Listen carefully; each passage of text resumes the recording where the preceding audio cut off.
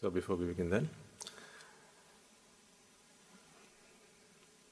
let us all take a moment to pay homage to the infinitely merciful one, the undefeated one, the unvanquished one, the omniscient one, our teacher, our master, our guide,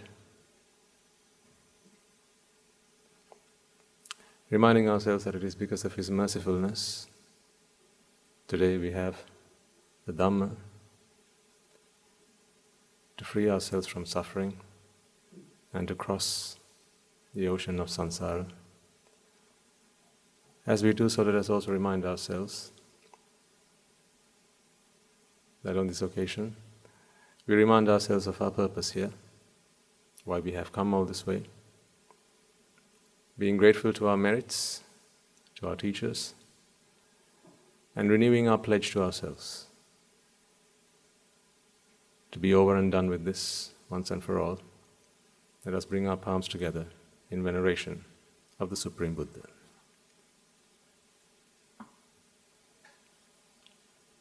Namo tassa bhagavato arahato samma sambuddhassa. Namo tassa bhagavato arahato samma sambuddhassa. Namo tassa bhagavato arahato samma sambuddhassa. Now hopefully, since the sermon last week or the week before, having meals should never be the same again. Because now you understand that every time you put something through that hole that you have in the middle of your faces, you do it with a purpose. Perhaps until then you thought to yourself you were eating all those things that you identified with names, vegetables, fish, meat, eggs, and so on, greens. What this machine does is simply break it all down, because to the body, the things that you put through your mouth are absolutely useless in that configuration. In that arrangement, it is absolutely useless. This is what all animals do. They take in substances into their body, either through their mouth or whatever orifice they might have, and then it is broken down so that it can be rearranged in ways that is useful to the body that the food is taken to sustain. So I asked all of you to contemplate on this when you take your meals. That will help you to break any attachment that you have with food. Because this is the problem that most people have, many people have.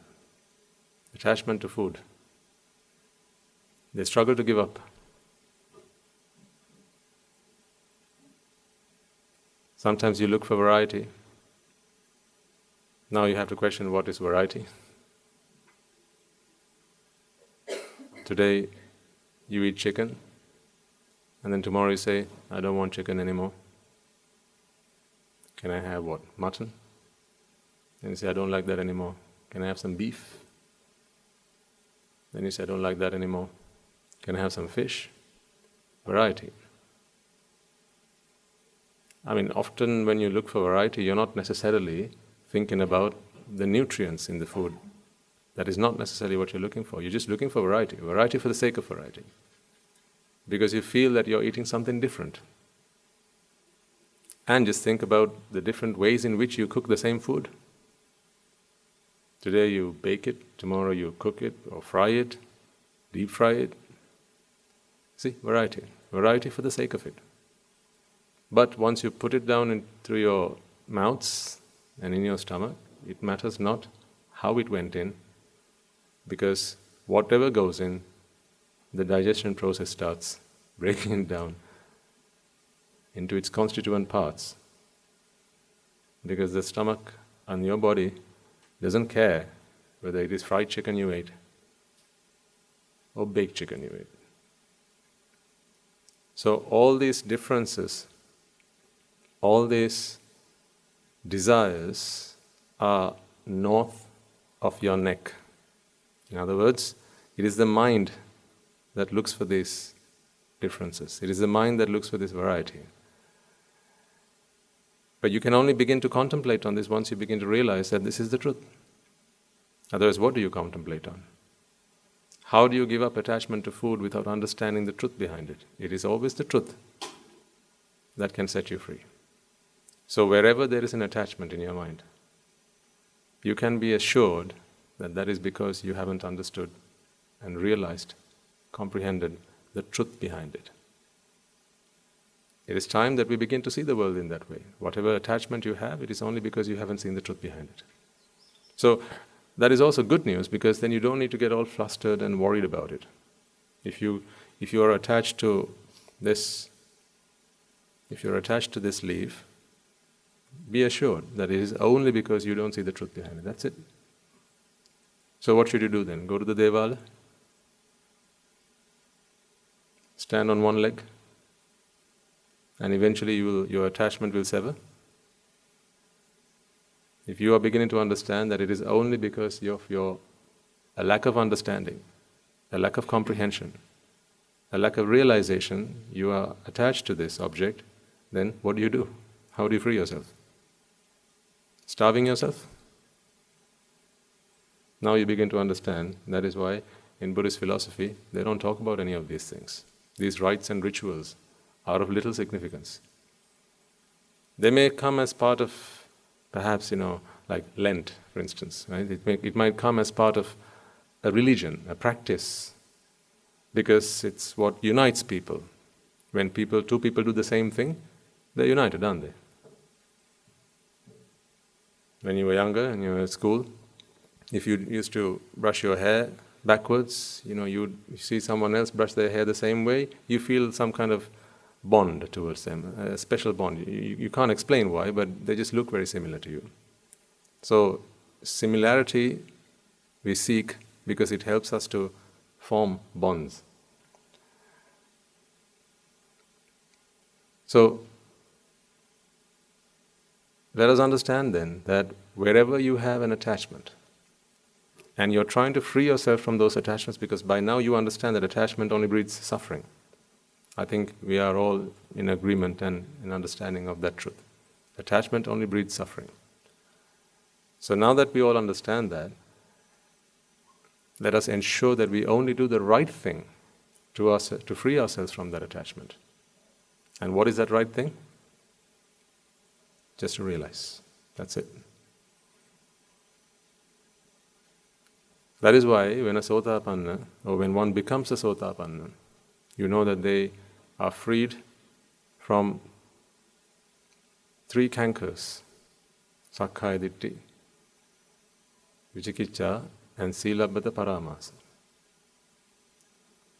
Silabbata Paramasa. Why is one freed from Silabbata Paramasa? Silabbata Paramasa is in fact engagement in various rites and rituals for the purpose of salvation.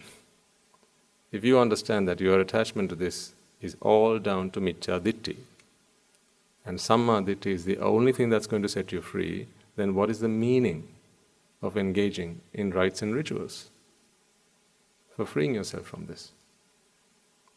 See, it's all connected. It all makes sense, does it not? That is why someone who has seen the light, someone who has seen the truth, is forever free from Silabbata Paramasa. It is not like someone comes and takes that part out of their body or something. It's not that. It's just a realization they come to. If you know that to fill a bucket you have to open the tap. When you want your bucket filled, you don't go running around the house, do you? Once you learned it, once you realized it, you realized it. You can't unrealize it. Sakkaya Ditthi is your understanding that all there is are aggregates. There are no units, there are no entities. We will have interpreted these concepts previously in similar ways. And today, as we talk about no separation, or the fact that things cannot be separated, we give that interpretation to Sakkaya Ditthi. That is not to say that what we talked about earlier was wrong. Previously we used to say, to take something as being pleasurable is Sakkaya Ditthi. True. And today I'm saying the same thing, just in different words. Because what happens when you take something as pleasurable? What is this thing that you take as pleasurable? Entities, objects. When you take things as one unit, that is what you take as pleasurable. So, is it not the same thing to say that Sakkaya Ditthi is the misunderstanding or the miscomprehension that there is pleasure to be had from these objects, and then to say the very fact that you see individual objects, individual entities, and you perceive them are one and the same. It's the same concept, but you just keep going deeper and deeper and deeper and deeper. It just gets a bit more profound every time you take another sermon, every time you take one step forward. That's it. So it's not like 3 years ago we were talking about one thing and today we are talking about something else. It is your task, it should be your task to piece all these things together so that with every lecture you take, with every sermon you attend, with every session you take part in, you deepen your understanding just like sharpening a pencil. You do the same thing over and over again, but the more you do it, the sharper it gets. That's the way it works. So the more you practice the Dhamma, the more profound your wisdom becomes, the sharper your wisdom becomes. And the sharper your wisdom, the better you can pierce the veil of ignorance and attachment with. In other words, really, you don't really have to do anything. Sakkaya Ditthi, Silabbata Paramasa, and Vicikicca, all these things, these fetters are freed from the mind simply when you come to your senses about what's going on really, when you understand the truth. Samma Ditthi is the answer to all of this. That is why when you come here, what do? We allow you and help you and support you to engage in as plenty of merits as possible, and then we give you the Dhamma. Ping and Kusal. These are the two things that are necessary for one's progress. And that is why Guru Hamdro always encourages people, all of us, you, us, included, all of us, engage in as many merits as you possibly can and work diligently on freeing your mind from ignorance. That's it. The Dhamma is the answer. The Dhamma is the answer to ignorance. Because what is the Dhamma after all? The truth. What is the answer to ignorance? The truth. What else? What are you ignorant of? The truth. So once given the truth, then you are free of ignorance. That's it. What else do you have to do? Simple. See, you got your job, your work cut out quite easy as Buddhists, as proper Buddhists. If you're a proper Buddhist, Nibbana should be, you should be able to see the light at the end of the tunnel. You should begin to feel that Nibbana is only an arm's length away. It's achievable, it's reachable, it's out there, I can sense it, I can feel it. It's only a matter of time. If you're a Buddhist, you must begin to feel that way. But if you engage in all sorts of other rites and rituals in the hope of one day attaining salvation, anything other than engaging in merits, engaging in kusal, then I don't see how that is very Buddhist. Because what is Buddhist? It is coming to bodhi, or understanding. Understanding of the truth. Understanding is the only thing, the one thing that we all need to do to free ourselves from suffering. That's it. So simple, so easy. Easier said than done, isn't it? It's a bit like this, practicing the path to attain Nibbana is like threading a needle. It's not difficult. It's very subtle though. It's not difficult. It's not like, building a rocket to send to the moon. That's very complicated. That's very complex. There's a lot of work involved there. Whereas working on your salvation is like threading a needle. It's very simple, but it's very subtle. You can go wrong plenty of times. Not down to complexity, simply down to accuracy, precision. These are things that are important here. Are you practicing the right thing? Doing it right is one thing. Doing the right thing is another. Some people do the wrong things the right way. To what result? Nothing. What is more important in Buddhist philosophy is making sure that you have the right thing to do. And the more times you do it, the better you get at it. That's the way it works. So we mustn't feel that I'm not doing this enough or I'm not doing this right enough.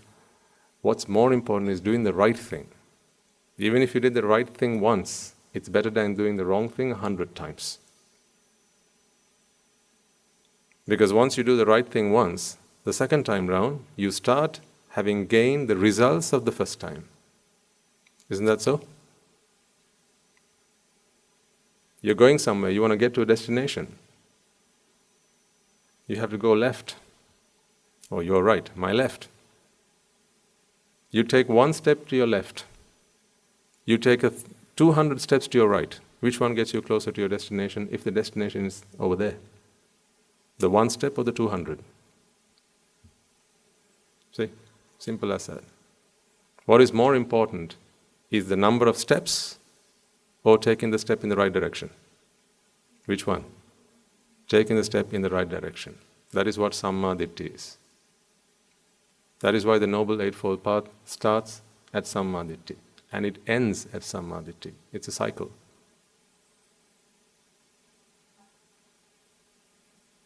So I think, we must consider ourselves extremely fortunate to be in the right place, to be hearing the right things, to be in the presence of the right people. Don't you feel that way? Every day I count my lucky stars. How fortunate we are to be in and amongst ourselves, noble association. I mean, all the effort that you put in, for instance, to organize the Dakkinanyo event last week. Someone was showing me some footage from the event. On one occasion, I saw. So one of the ladies who would come from Rajagiri, one of the devotees who would come from there, they were waiting in queue, not really sure what to do. And then one of our devotees at the monastery, regulars, they had the Atapirika in their hand. What she did was she went and offered it to that lady. I don't think they've ever met before. They offered it to the lady and said, you can go and offer it. Because she probably didn't know what to do, where to get the Atapirika, where to go from here, where do I need to go, how do I do it. That was the first time they'd visited the monastery. See, the gift of giving. What is more beautiful and more heartwarming than giving is the gift of giving. I really enjoy that. I love seeing that. Just how people can be inclined to help other people to take another step forward. Those little sacrifices are the true sacrifices of self. Those little sacrifices takes people many leaps forward. A lot of the time people do merits because it makes them feel good. How about if you can do a merit to make someone else feel good? That means a lot more. No consideration for what loss you have to endure, as long as there's gain for others. That altruistic intention is so worthy of worship, worthy of commendation. So, these kind of things make people feel like, something's happening here. Because it's not stuff that people would usually expect in a group, but particularly if they're new to a place. You expect you to be put to a side, right? Maybe others to, perhaps ignore you, right? That is usually what you'd expect. Imagine the first day at school. Perhaps you had just one person who came up to you and said, "Hey, how are you? What are you doing? How can I help you?" And that person went on to become your best friend. Usually that's how it happens. But typically, you are ignored because you're the new guy. But when people are able to step outside of their own thinking circles and start to think about how other people feel things, how other people perceive things, how other people might react and respond to the environment in which they're in, we begin to start seeing the world from their perspective. So putting ourselves in other shoes begins with that. And also reminding ourselves that we all started somewhere, and when we started, someone was there to hold our hand. That is how we got this far. Remembering our roots, where we all started, is such an important part of our practice. That is why gratitude is the foundation of all of this. And I could see the face, or the look on this lady's face, as she was awestruck. She didn't expect that. For someone to come and offer the very thing that they were going to offer, and then step out of the queue and say, "It's fine, you can go and offer it." Marvelous. Those are the moments they will cherish forever. Right? When, having gone back home, someone will ask them, "How was the event today? How was your trip today? What did you do at the monastery?" What do you think will come to their mind first? Things like that. That will stay with them. Well done is better than well said. Absolutely. So, well done. You did a fantastic job organizing all that, bringing everyone here, doing whatever you can to encourage them, to interest them, to excite them about visiting the monastery. Perhaps they may not come back a second time. That's okay. When we go round on arms, we never go the same path twice. That's okay. At least they've done it once. That's one more time than they've done before. That once is the beginning of the end. That's okay. That's why when people come here, I always say, the reason they leave, or the reason they don't leave, the reason they stay rather, is because of the people that they get to see and hear and meet and associate. Listening to the Dhamma is not the biggest reason. Because it is said that people think with their minds, but they decide with their hearts. Have you heard that? Yeah. They think with their minds, they analyze, they reflect, they contemplate with their minds. But when it comes to decision time, all logic goes out. I can see your faces going, "You can say that again, Swami Nuhansa. You can say that again. My mother said don't."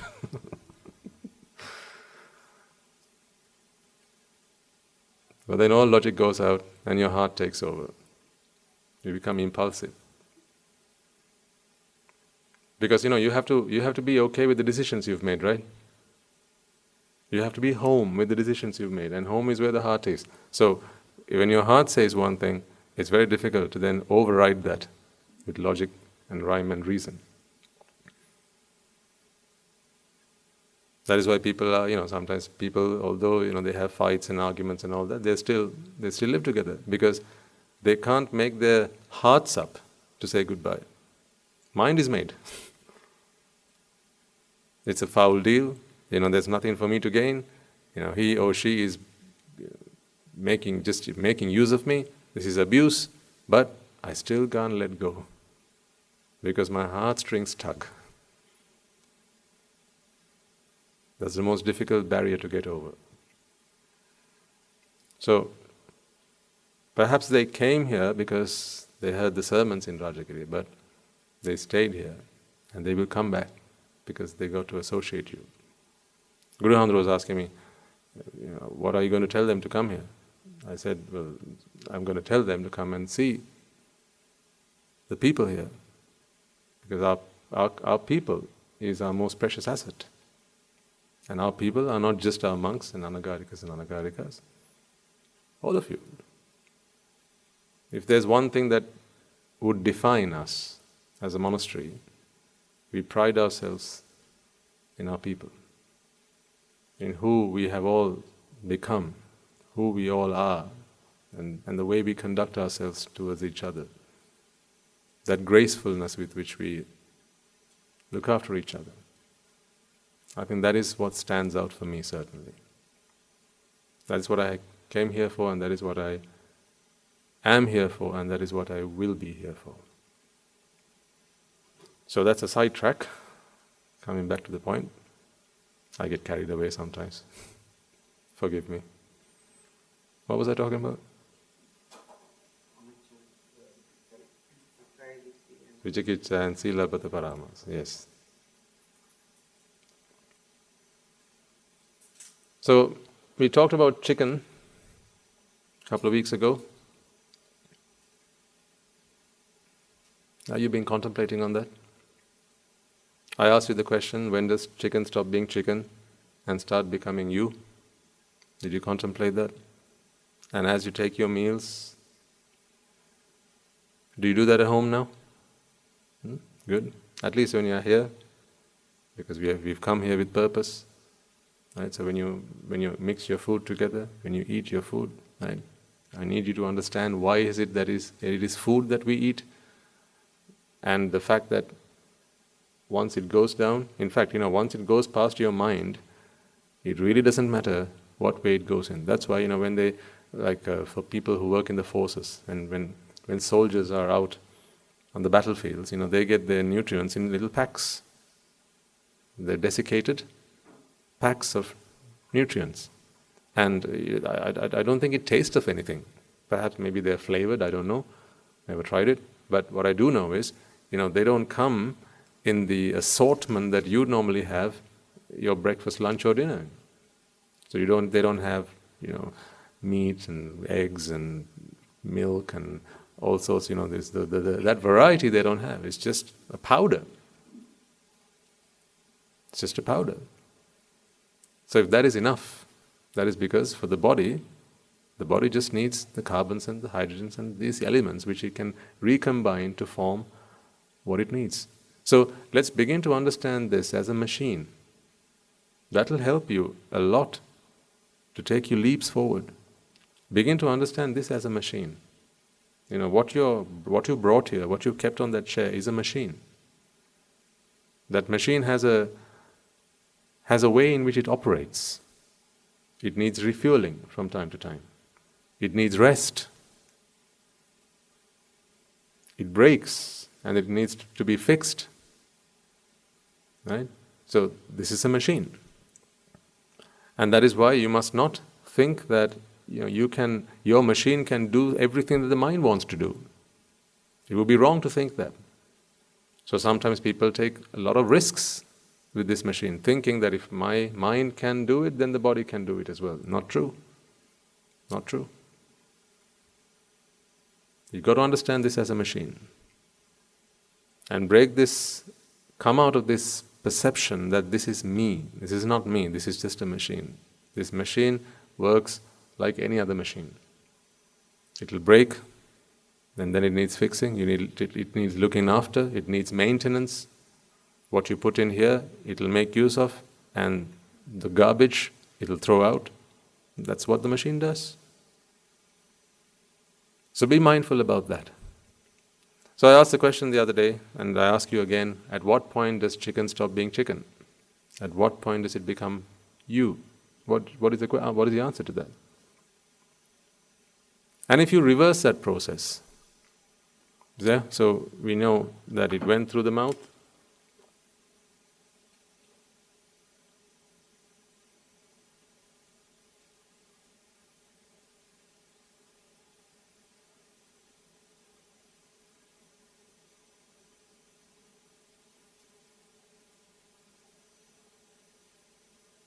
This went through the mouth, down the esophagus, into the stomach, right? And we watched the digestion process and how it was absorbed into the circulatory system, right? And then carried to the cells.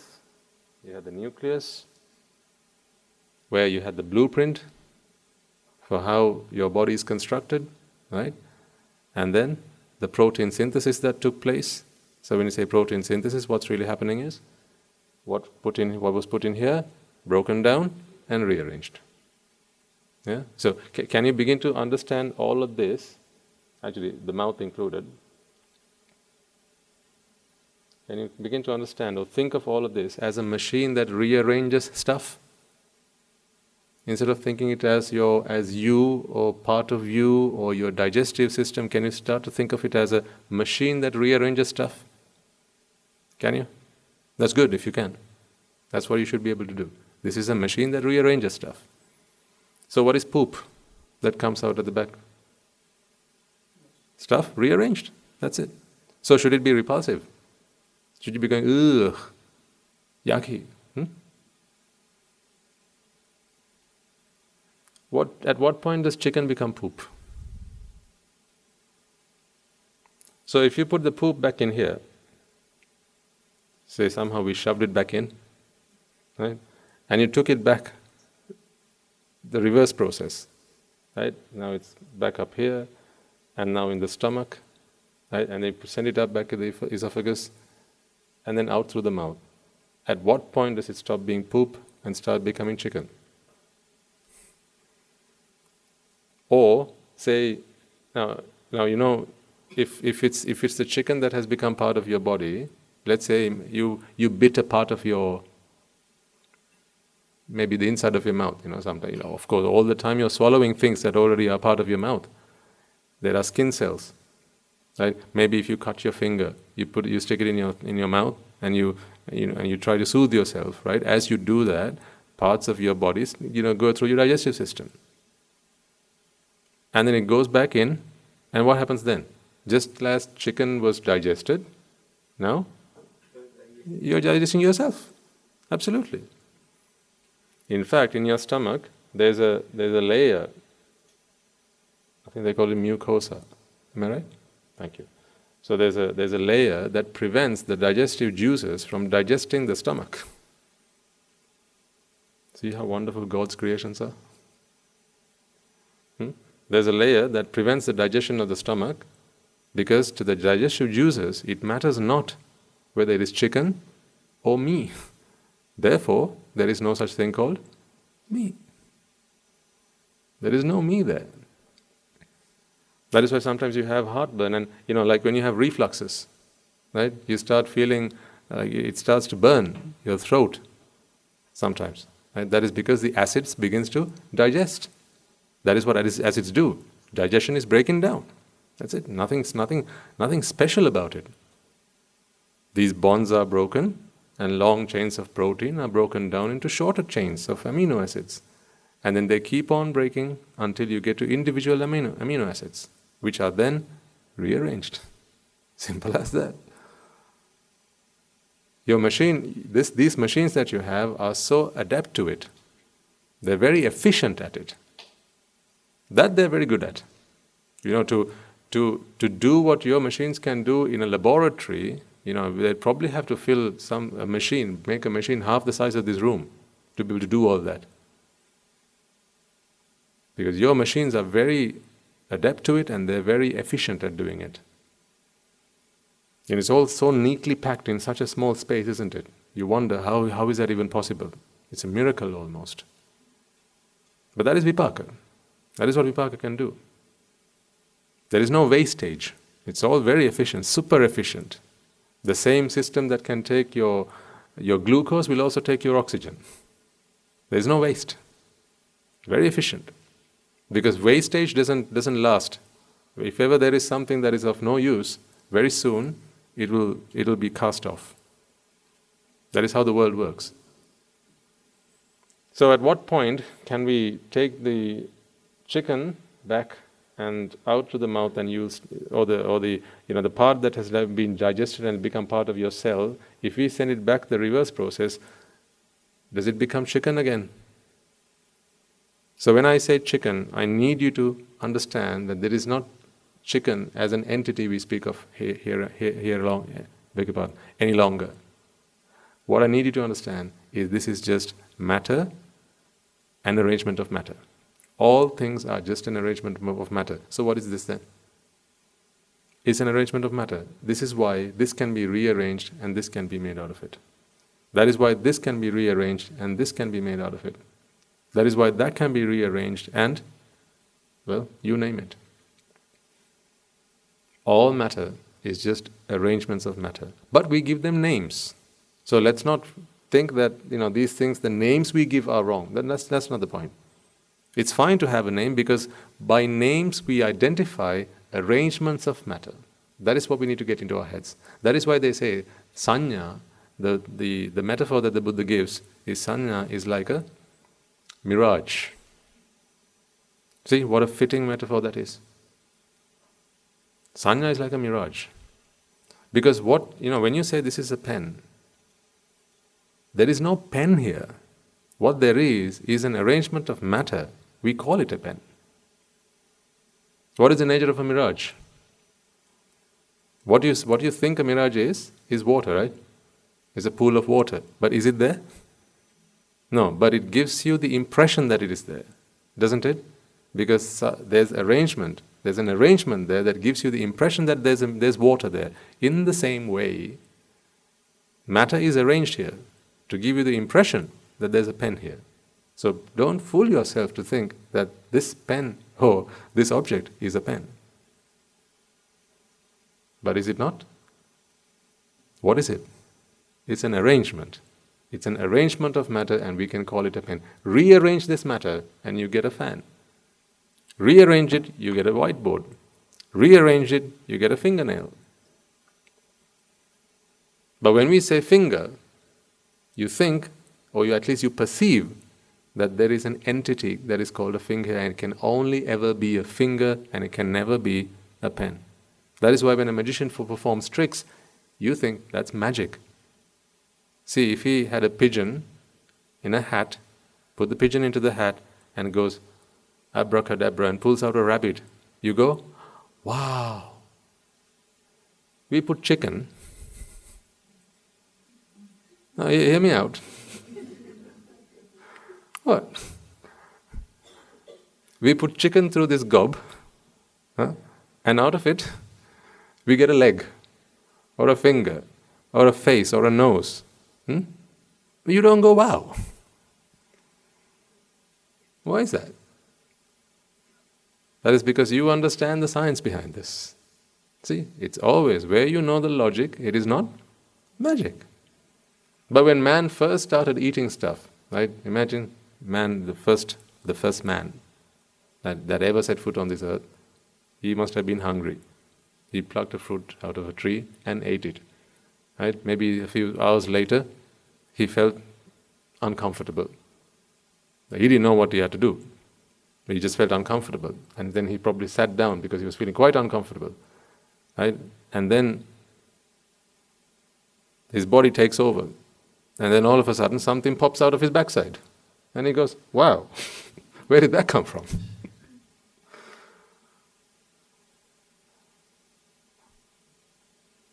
Don't you think so? So then he began to ask questions. Where did that come from? Stinks. Where did that come from? So again, a few hours later, maybe a day or two later, he was hungry again. So he started eating again. And after eating, a few hours later, again the same thing happens. So now he begins to understand, so when I put something through this, it comes out the other end. So now, he starts making, 2 and 2 starts to begin to make sense. So now he understands there's a logic here. So then after that, it doesn't surprise him so much. So then science is born. Science is basically understanding things. That is what science is. That is why conscience or conscience is understanding things. That is what your mind does. Conscience. Conscience. So then scientists start to work on understanding how this digestive system works, how does the body work. So as soon as the logic is revealed, no longer is it magic.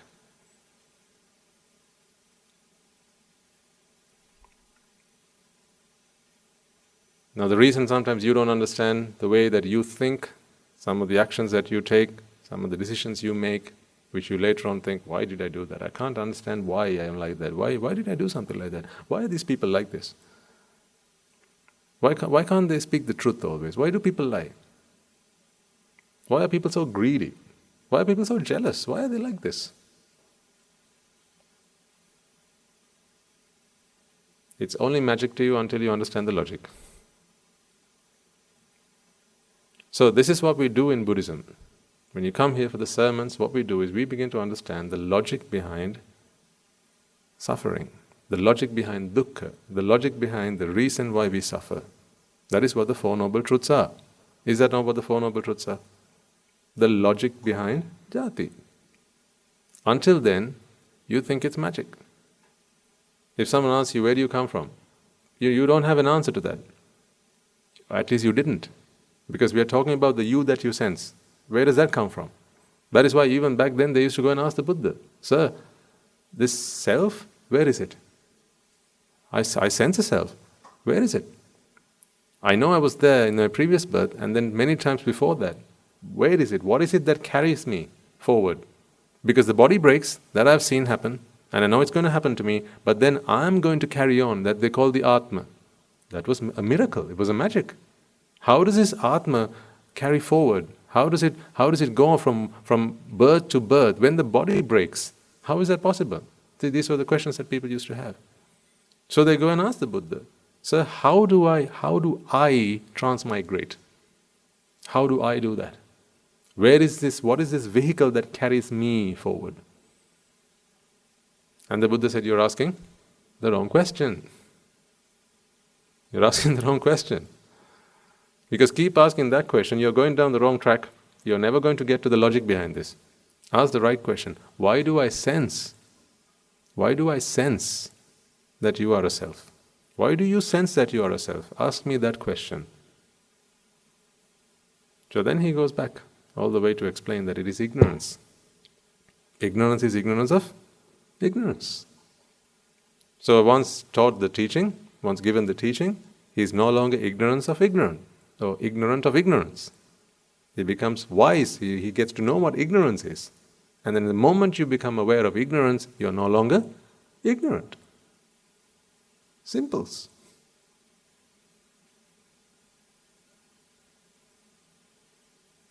So, this has to be a practice now. This is the most important thing. Today we talk about this, like last week, a couple of weeks ago we talked about this.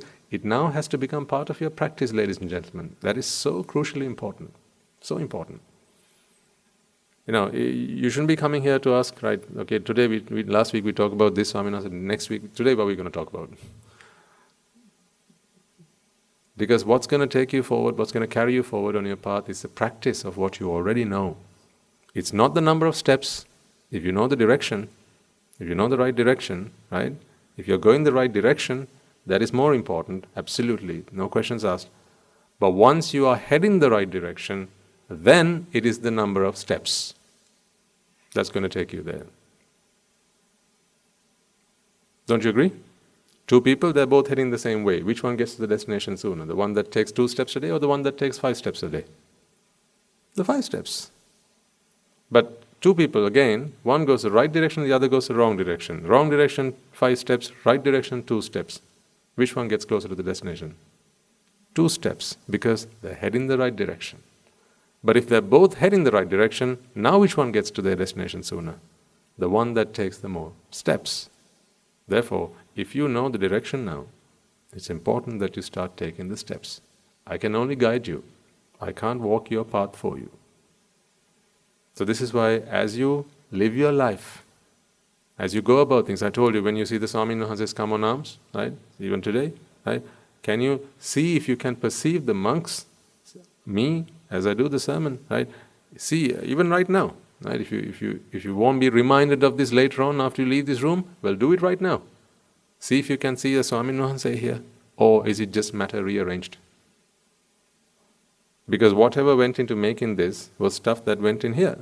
There is no other way that stuff could be put in. Raw materials, there was no other way it could be put in to make this.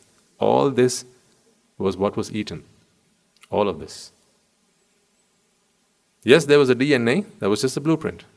Then DNA just did one thing. Stuff that was broken down, rearranged. Think about complexion for a second. I wanted to talk to you about this. Because sometimes, that is another thing that people they get so attached to. Another one of these infatuations that people have, complexion. Like sometimes, people have a preference. Do you like dark skin or fair skin? It's a shameful question to ask now, you think. Huh? Swami said, don't insult us, please. I was trying to get some pictures to come and show you. Some babies, toddlers, right? All sat in a row. I just didn't have the time last night to prepare it for you. But you can imagine this, right? Some toddlers sat in a row, right? There are dark babies, white babies, semi-dark babies, right? So these babies all sat in a row, and I wanted to ask you the question, which baby do you like better? Which one looks nicer? Which one looks cuter? Is it the fair one, or is it the dark one? Which one do you look at and go, oh?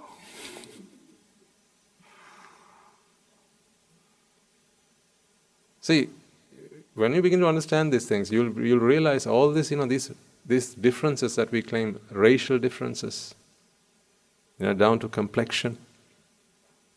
It's just madness. To think that a white man or a black man is better or worse is just madness. Because all it is, and I'll briefly explain to you the science behind this, right? All this is just the stuff that has gone through. See, there's in the skin, and I'm sharing this with you not because I want to give you a science lesson, right? I'm sharing this with you because I want you to break free from any of this foolishness. Remember what we discussed right at the start. If there's any attachment that you have, it is only because of your ignorance. Once you understand it, you are free. If you're attached to this, it is only because you're ignorant about this. So actually, there's a funny extension of that. You're only attached to things you don't understand. How's that for size? Are you attached to your wife?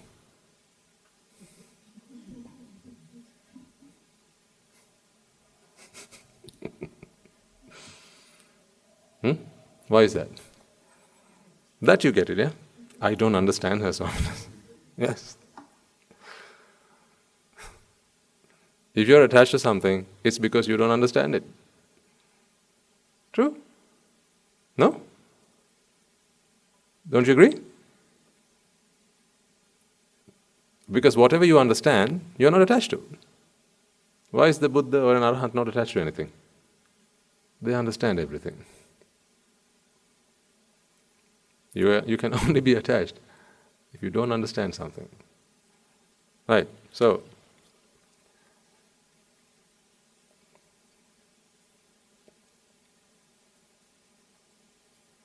this is muscle. Okay, just imagine part of your body. This is muscle. So this is magnified. And then you have the skin.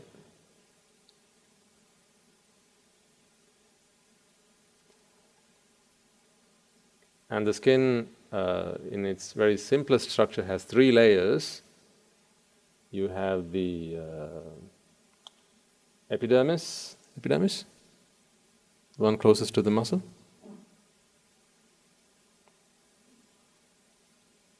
Then you have the dermis and the hypodermis. Sorry? On the outside, madam. This one's on the outside, yeah? And then hypodermis. And the muscle, thank you. See, it's good to have people who know. Hypodermis, dermis, and the epidermis. Right, there we go. So these are all the outermost layer are dead skin cells. Right, and just doing that brushes off many hundreds, if not thousands, of skin cells. So you shed a lot of you every day. That's why we have to sweep this place when you leave. Because you leave yourself behind. Right, so this is the muscle. Now you know how the blood, we talked about this, right? The blood vessels, they take they take the blood, so they carry the blood cells and the nutrients, the amino acids that were all digested in your digestive system, right? And they keep feeding. Wherever they go, they just keep feeding because there are capillaries and all sorts that carry these amino acids, the carbohydrates and so on throughout your body. So here you have something called, you've heard of melanin. There are organelles called melanosomes. Melanocytes, thank you. Melanocytes. So these are cells. In these melanocytes, there's a chemical reaction that takes place that converts, I think the amino acid is called tyrosine. What was it? Tyrosine, right? Yes. Tyrosine to melanin. This is an amino acid change. This is one amino acid, and here's another one.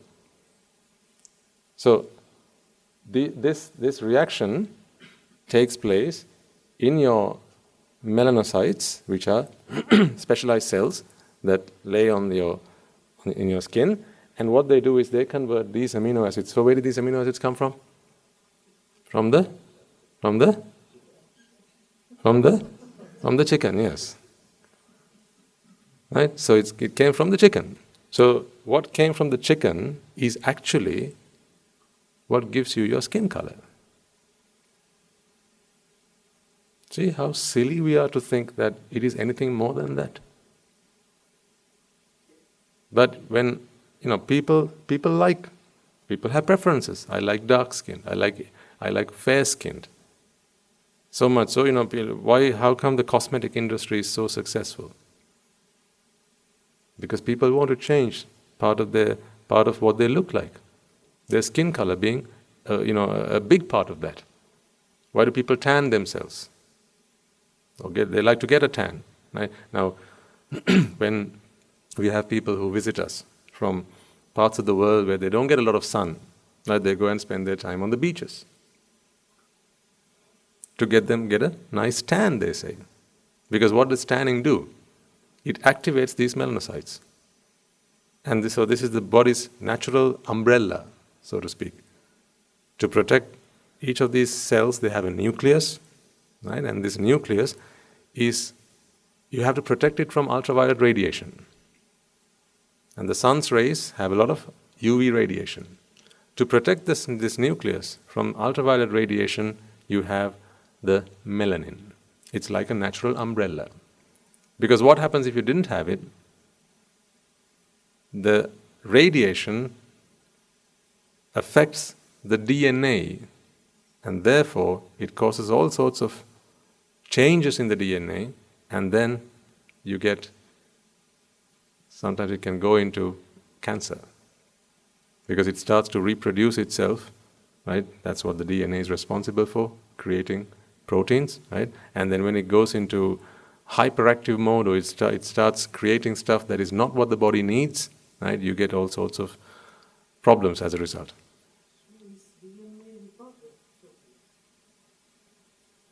Everything is. Because it is also Rupa. This DNA, it's after all, it comes. Now we've heard of the pratisandhi, which is the karma that brings you rebirth, right? As part of that package, you get your DNA.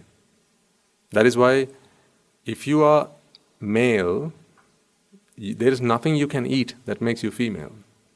That is part of your DNA. That is determined at the point of your birth, but that is also determined by your vipaka. And we've heard of these stories plenty times, right?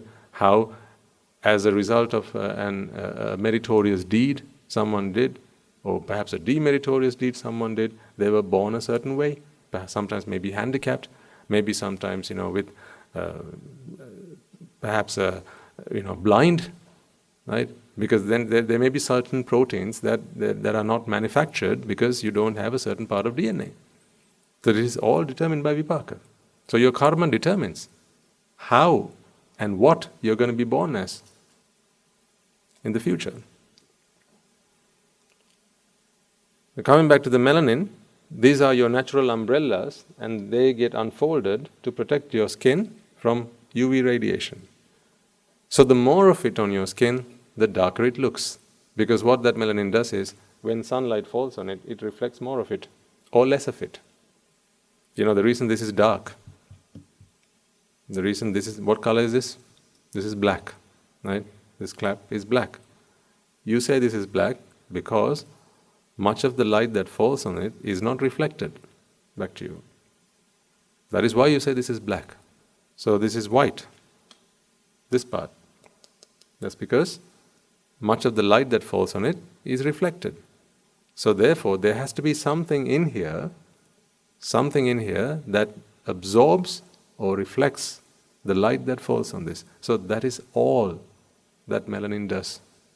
This is why your skin is a different shade to perhaps somebody else, but it's all what you've eaten.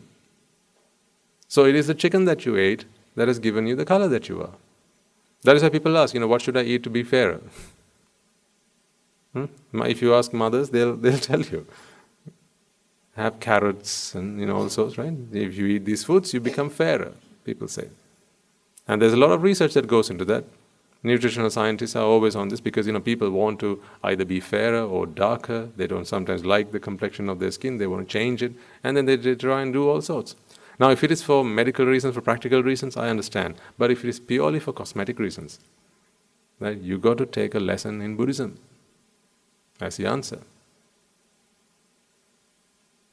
So, what is the essence of this? Why do people have these bonds, these attachments to a certain color of skin?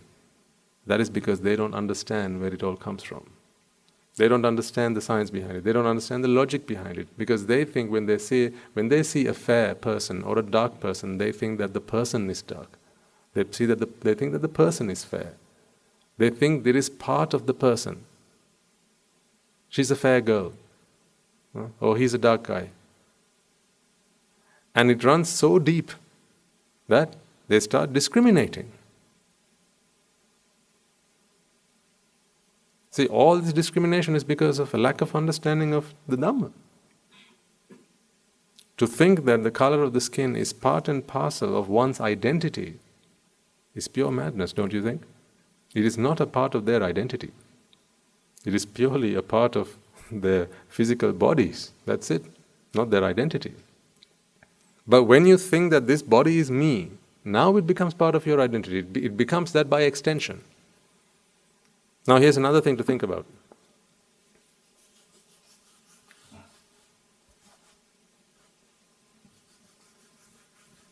These sermons are getting a bit sciencey, aren't they now?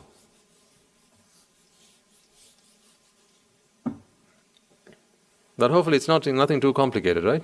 Yeah, and there may be some in the audience who's like science or no, not science. But this is nothing very overly complicated. Now, this is not complicated at all. Like I asked you the question, at what point did chicken become human? Now I'm going to ask you another question. Tell me, at which point you feel that this is no longer part of the person. Okay, I'm going to draw a few structures, right? And you tell me, at which point do you feel that it is no longer part of the person? So here's the muscle.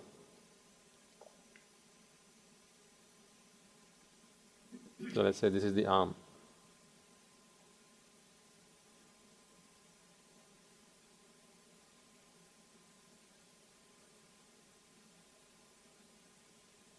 This is muscle.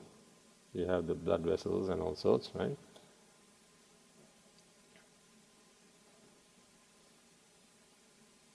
This is someone's arm, by the way. Muscle. Then you have the skin. So now we talked earlier about the 3 layers that form the skin. These are your dead skin cells. Right. Now, answer not through the Dhamma, answer just in the way how you feel it, okay? How you perceive it. These blood vessels, whose are they? Okay, let's give this guy a name. Sam. This is Sam's left arm. These blood vessels, whose are they? Sam's. The muscle? Sam's. This, the first layer of skin, the second, and the third, or the outermost layer of skin, Sam's. Yeah, there's no doubt about that. You feel this is all Sam's. Okay. Now, Sam is going to wear a long sleeve shirt.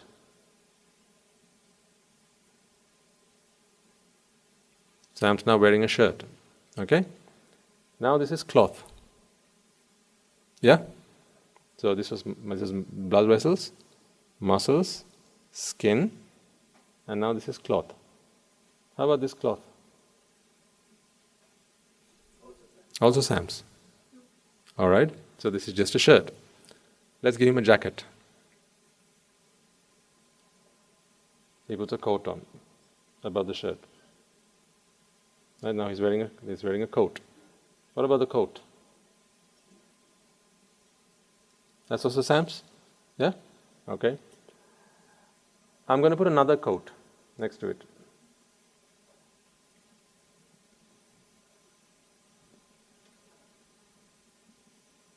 Another coat.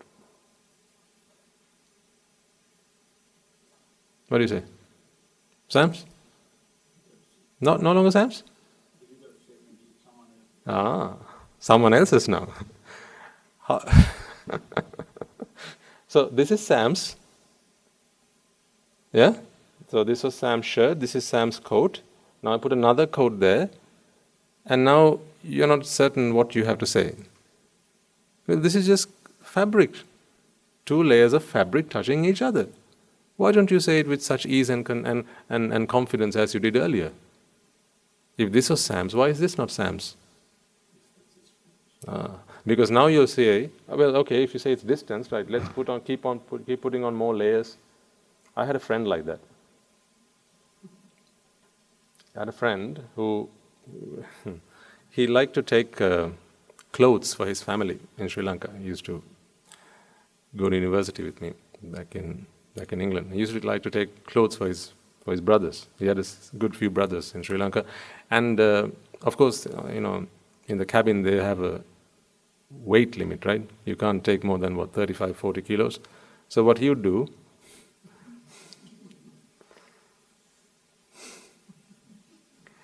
I'm not kidding. I'm not kidding. What he would do is he'd buy all these clothes, and he'd say, well, there's no limit to how much I can weigh, right? As long as I can fit in that seat. And he would put on coat after coat after coat after coat, and lots of shirts and jackets and all on his body, and he would walk like this to the airport. The staff couldn't say a thing. Who's to say you shouldn't be wearing so many layers of clothing? You can't say that. So I used to have a friend like that. So, you see, now when he wore all those layers, whose were they? They were his. So I'm asking you the question now then, I put another coat. Whose is that? Why do you hesitate? Come on, just say it's Sam's. See, now you struggle. You say you can't give me an answer. You can't give me a definitive answer. Because I'm going to do something else next. What I'm going to do, I'm going to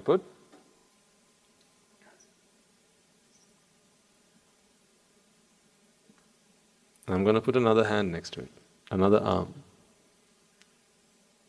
Now, whose coat is this? You need the name, do you?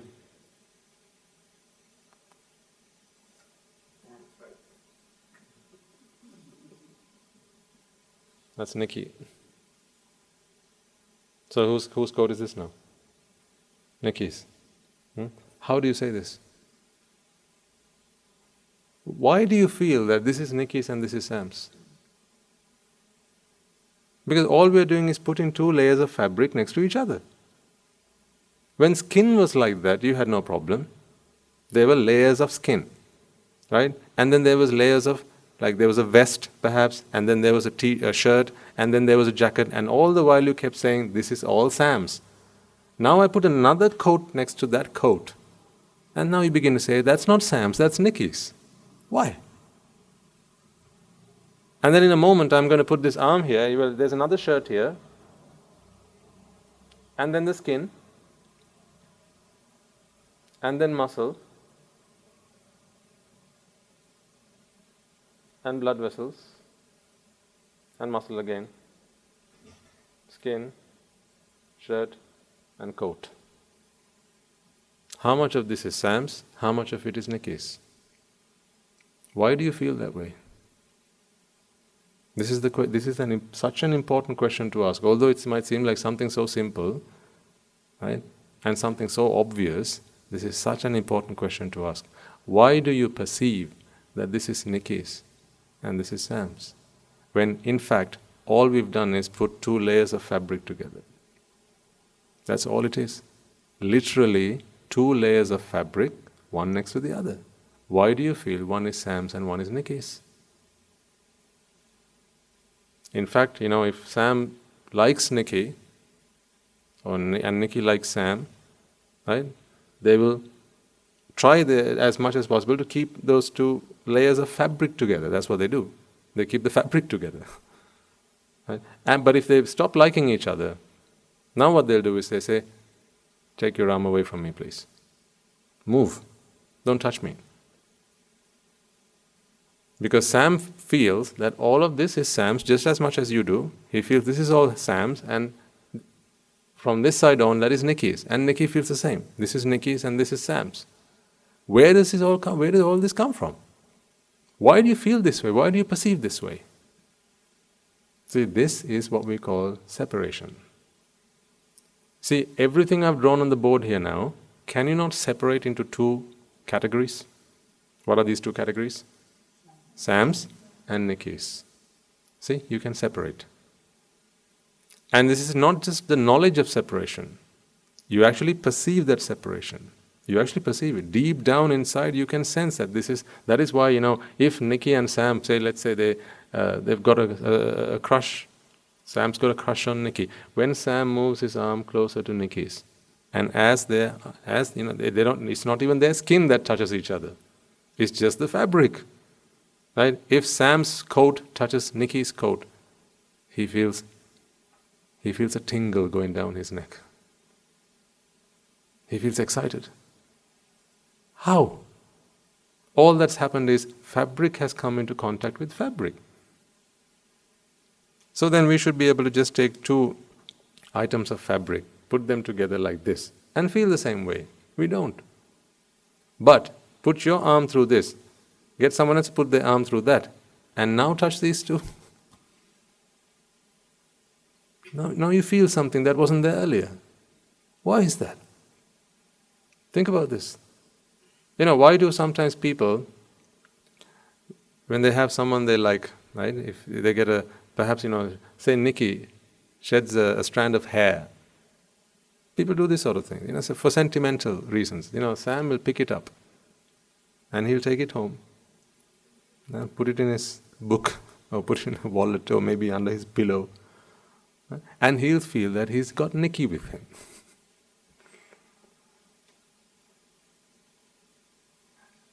I want to prove to you that it is only a perception. Here's how we can prove that to you. If Sam didn't know that hair's dropped from Nicky's head, he wouldn't feel that way. It is a requirement that Sam knows that hair dropped out of Nicky's head for him to feel that way. If he was just randomly walking along the street and saw a strand of hair, he's not going to pick it up even though it belonged to Nicky, if he doesn't know this. Is it not proof then that Nicky is not something that's in the hair? What they perceive like this it's not part of the hair. So why is it that when he knows that it was from Nicky, that strand of hair becomes special to him? This is what we call by sentimental. This is jati, this is separation. Using knowledge that you have, you separate things into categories, you separate things into boxes, you separate things and put them, give them labels. This is his, this is hers, this is mine. Now, there may be parents here, perhaps, right? When your child dropped their first tooth, do you still have it? Perhaps there are parents who do that. The first tooth, right? The milk teeth, right? You take the first tooth, and I know parents who've done that. And they'll put it somewhere and say, this is my child's first tooth. No, that was chicken.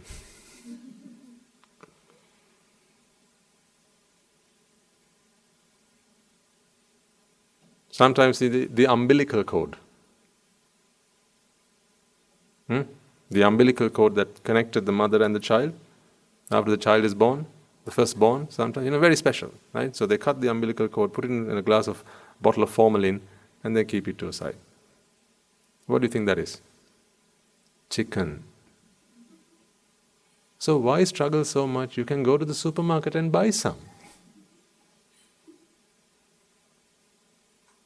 Just, open the freezer, there's plenty of it in there. Why do you have to put this into a bottle of formalin and preserve it? You can get a fresh one every week. Because what went into making that umbilical cord? The food that was put in to the mother's body, rearranged into the umbilical cord. So why is that special then? Why is the first tooth that fell out of your little one's mouth special? Why is that first strand of hair special? Why special? What is all this specialty? Why this specialness? Why do you feel that way? Maybe, when these young putas, right, these young anagarika children, when they perhaps ordain at the age of 18, maybe, I don't know, maybe perhaps the parents will come and say, please, can I have that hair? Can I take it with me? No, go to the supermarket, buy some chicken. It's the same thing rearranged. Why do you feel this way? Do you understand that this is a problem? Otherwise, I think, Swaminathan, what are you talking about? Why is this a problem? You're just talking about why this feels special, what's the deal? Do you not understand that there is a deal here?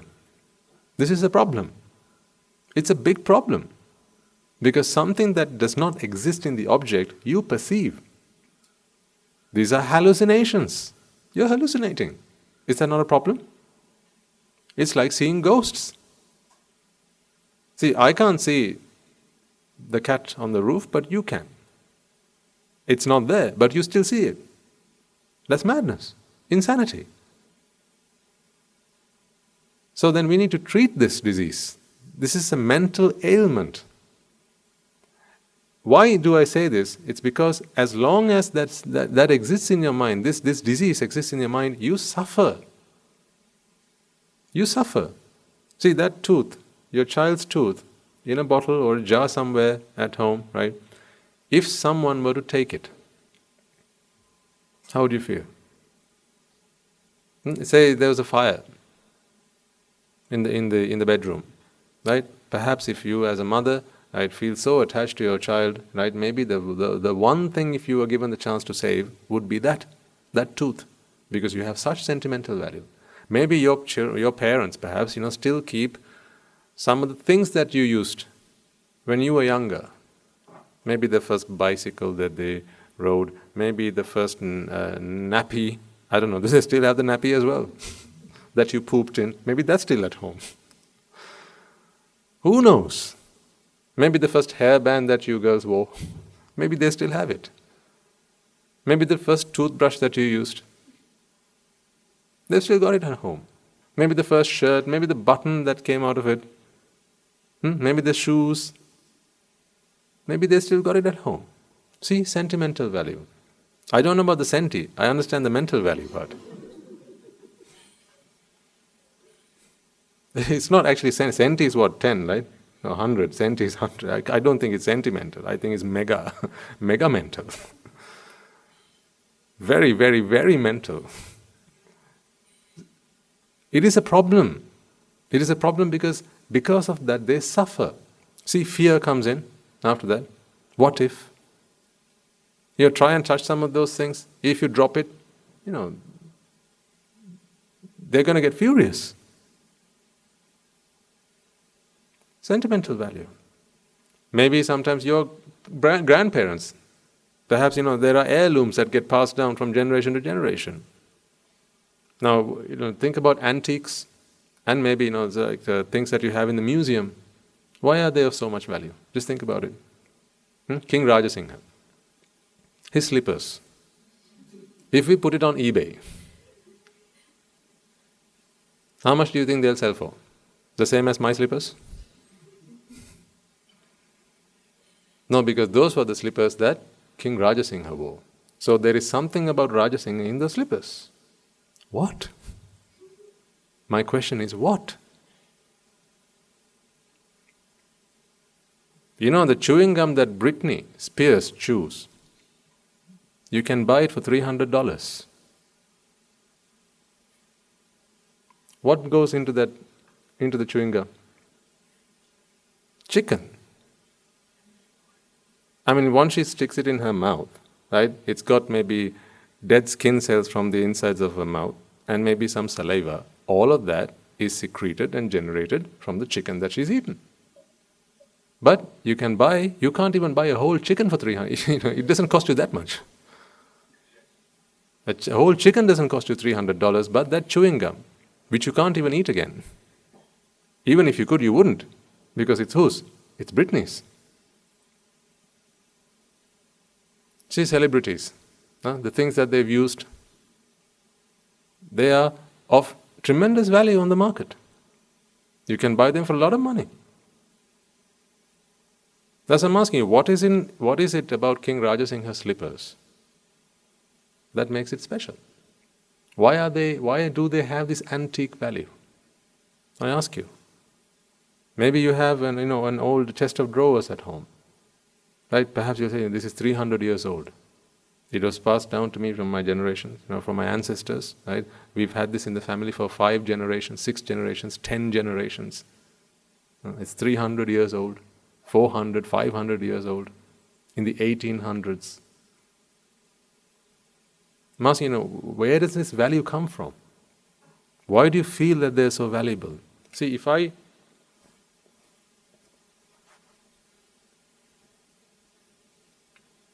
you don't call that art, do you?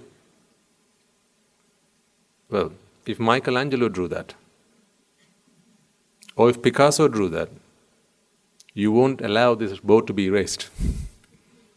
You take the board home, frame it in a golden frame, and put it up on your wall, and say, "This is priceless." Why? Who drew it? Picasso drew it. When I drew it, as soon as I finished, Anagarika Mahatya has come with the dusters.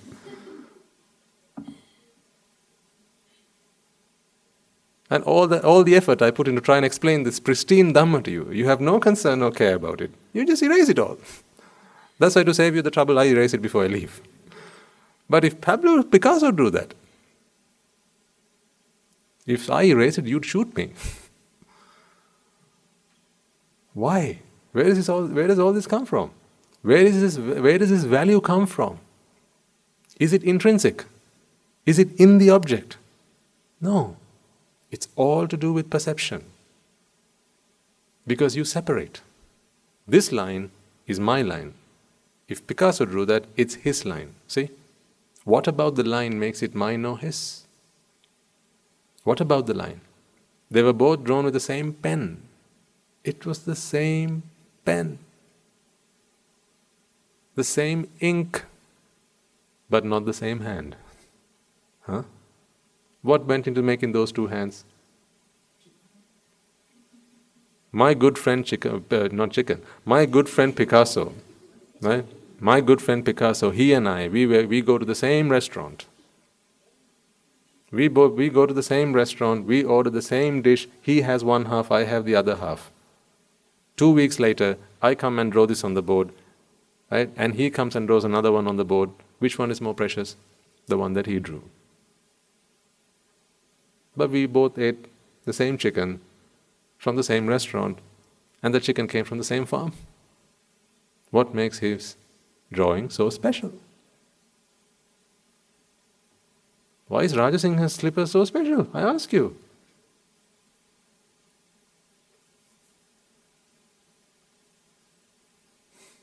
Think about it. Michael Jackson.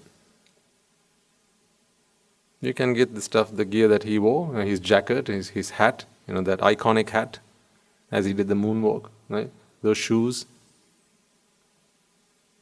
These things, they cost a fortune. None of us would be rich enough to buy that sort of thing. How come? Michael Jackson's hat is just this pen rearranged. So rearrange it, and you have no value for it. Arrange it back into a hat, now you want it. See, for that, just think about how much you go put yourself through. The pain that you put yourself through, these things, they cost a fortune that, it's some people's full-time job to protect them. From the elements, from thieves, right? For some people, it's their full-time job. See, a human life being spent to protect a hat. Human life spent to protect a hat. Which came from this? Which came from a chicken. But you don't protect the chicken, do you? As soon as the arrangement changes, in your mind, the perceived value changes. So what is value then? It's an important question to ponder. What is value? This value that you feel inside, what is value? It's only a perceived value. See, I'm proving the point to you. It is only perceived value. Just think about it, right? These glasses, okay?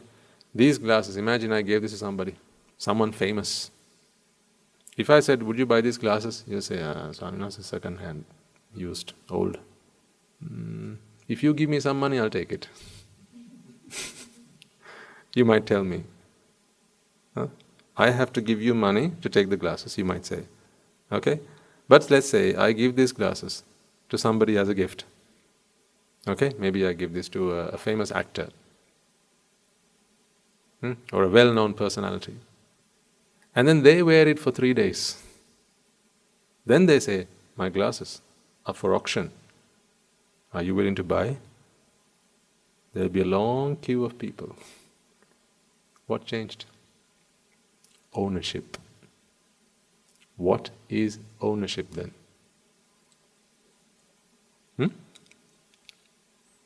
Ownership is simply a perceived conception. Ownership is a mere perceived conception. Because these glasses have nothing about them that says it is either mine or somebody else's. But when you perceive value that is purely out there, right? Not out there, value that you perceive in your own mind, see how much and how far you're willing to go to acquire those things. Sometimes you might even work longer hours. You'll have to work harder. You might do an extra job. And if you can't acquire it, sometimes people steal it. Now in stealing it, what do? They acquire demerit. But what have they acquired physically? Something of no value at all besides the perceived value. Now if you take these glasses, right? Let's say it didn't belong to Swami Wahanse. It just belonged to us, it belonged to nobody. Right? It was just there. Someone put it through it, right? Old glasses, someone threw it. You could just go and pick it up. No demerit. But it belongs to somebody. And then you think you're stealing it. Now it's demeritorious. Right? Now, see, when you believe that these glasses belong to someone important, right? Someone that you treasure, someone that you believe is a very high-ranking individual, maybe a celebrity, right? Now you want it all the more, and when you want it so much, you're willing to go any length to get it. Sometimes how far people are willing to go to get an autobiography. Sorry, not an autograph. Thank you. Just to get an autograph. See how far people are willing to go for a handshake. Have you seen these celebrities walking down the red carpet sometimes, and people just standing on either side, extending their arms? All they want is a touch and a selfie as they do that. See, what is a touch? It is just chicken versus chicken. That's it. Chicken against chicken. So why don't you just go to the supermarket, buy 2 chickens and just, do that. No, it doesn't feel the same. It doesn't, that's all it is. It doesn't feel the same. That's all it is. Doesn't feel the same. All down to perception. That's why they say Dukkho Lóké Patiththitá. Dukkho Lóké Patiththitá. All of this suffering is all down to Dukkha, which is jati. All suffering is based in jati.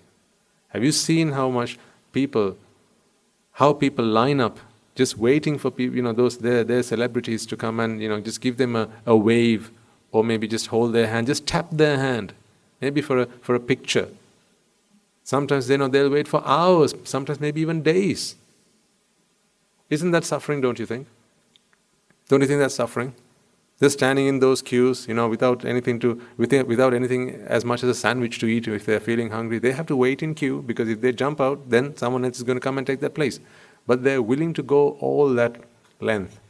They're willing to go all the distance, the full distance, because of something they perceive. This is why we are trying to set people free, by freeing themselves from all these weird and these nonsensical perceptions that haunt their minds. It is only because you feel that the chicken that you brought home with you, you cut it into half and you fed it to this thing, the little body that you have at home. You think that is your daughter, you think that is your son. Right?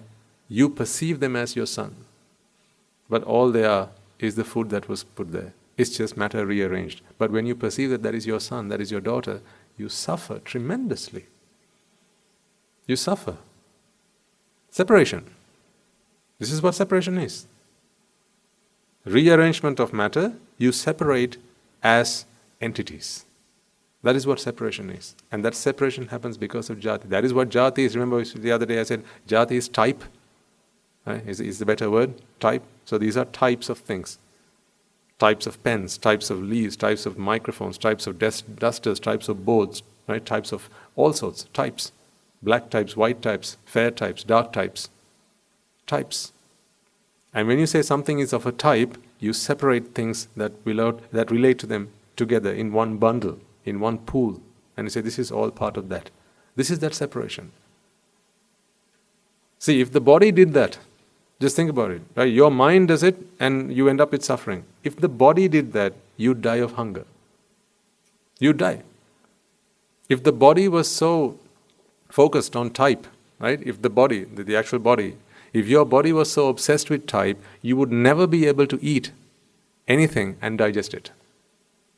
Because the body doesn't see type. The body doesn't perceive type. Therefore, whatever you put into the body, it deconstructs so that it can reconstruct. Then thank God the body doesn't sense jati.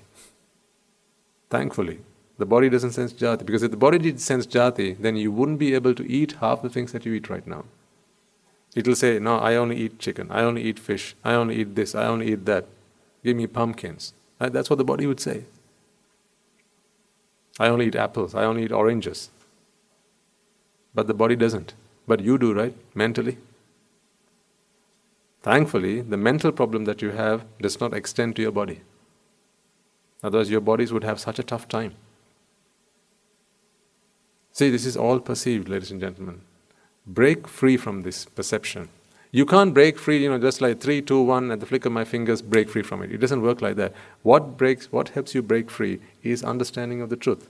That is why I'm sharing these truths with you. If you can understand this, your perception will change. You will go from wrong perception to right perception. based in your view, from wrong view to right view. This is what we are about. We are trying to get to the right view. See, now, when there is miccha sankalpana, okay?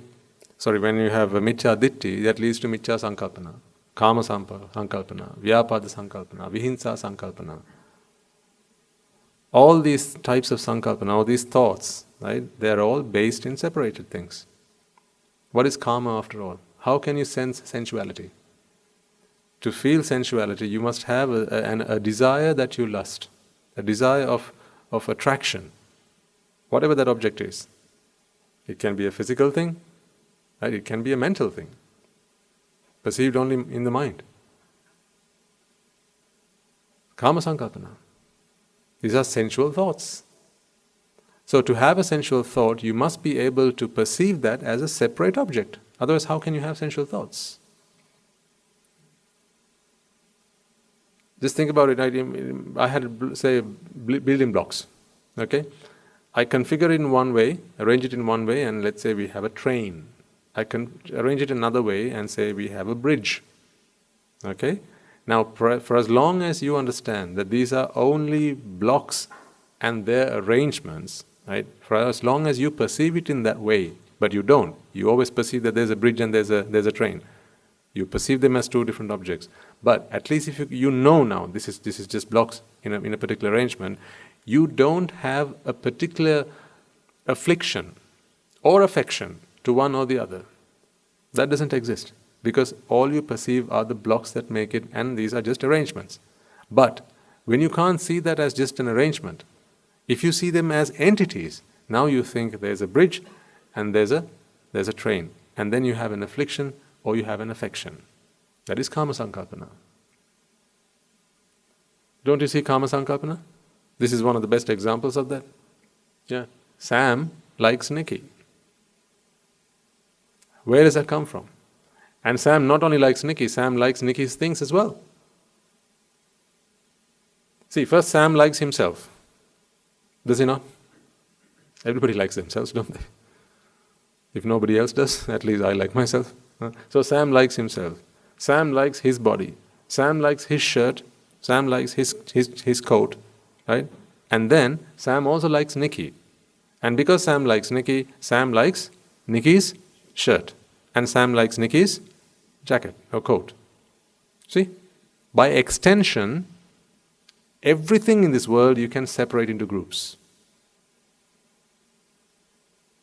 And now if something happens to Sam, I'm talking about Sam from the perspective of Sam, so Sam is Sam. If something were to happen to Sam, he suffers because something has happened to whom?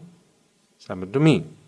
And if something happens to Nicky, something bad were to happen to Nicky, again Sam is affected because something has happened to Nicky, someone that I like.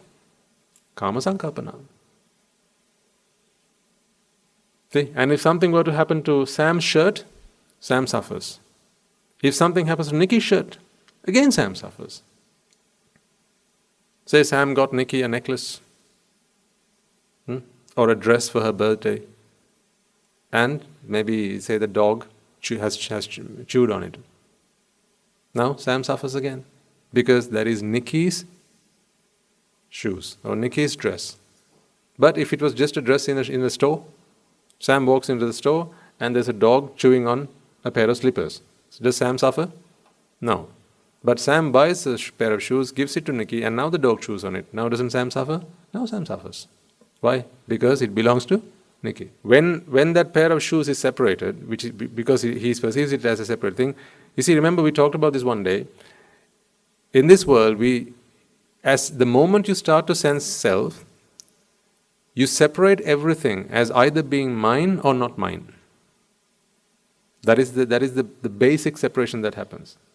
Right? Either mine or not mine. And when there are things that are mine, in this world that is mine, that we fill this world with the things that we like. And when there are things that are not mine, you again further split this world into things that are not mine, but my wife's, maybe my daughters, maybe my children's, my grandmother's, right? My friends, my co-workers, and so on. So again you keep splitting. So depending on how how attached we are, how close we are, how connected we are with those objects in those worlds, that is the extent to which with which we suffer. Things that are in my world are the ones that bring me the most amount of happiness. That is why we keep acquiring these things into my world. What are the things in your world after all? Are they things that make you suffer? Or are they things that you think at least make you happy? What do you keep in your world? The things that you think make you happy, right? But that is not the truth. The things, whatever you put into your world are things that make you suffer. What about the things that are in other people's worlds? Because once you split it up, now there are my things and there are other things. Okay? If there are things in others' worlds, or in other, let's say the world in others' worlds, which you like, you try and get them into yours. That is what people do. And for this, they either do merits or demerits, to try and get these things into my world. And then there are things that, in the other people's worlds, there are things that you don't like. Okay? There are things that you don't like. If you like the person who has that thing, you try and help them to get that thing out of their world. Yeah? But if there are things that you don't like, and the person who has them is also someone you don't like, then you're okay with that. If my friend has cancer, I don't like that. But what if my enemy has a cancer? Then that's okay. I don't want cancer, because I like myself. My friend also I like. So if they have cancer, I need to do something about that. But if my enemy has cancer, that's fine. See, whenever you separate these things, there's always going to be a fear and grief involved with either getting them or losing them. Because you want the world to be in that state. Let me draw it on the board for you just to explain a little bit further. Good question.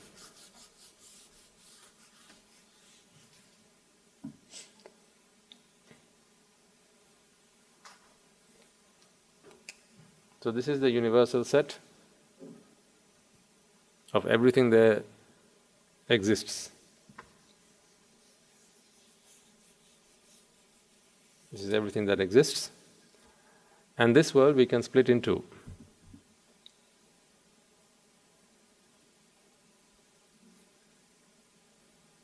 My world and others. So this is the most fundamental separation. Okay, who's king here? Me. What about here? That also me. Just everything that is not me.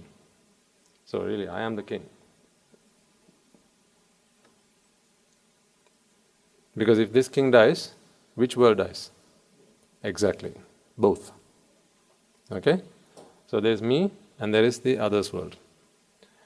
In here, there are two types of things. There are the good things and there are the bad things.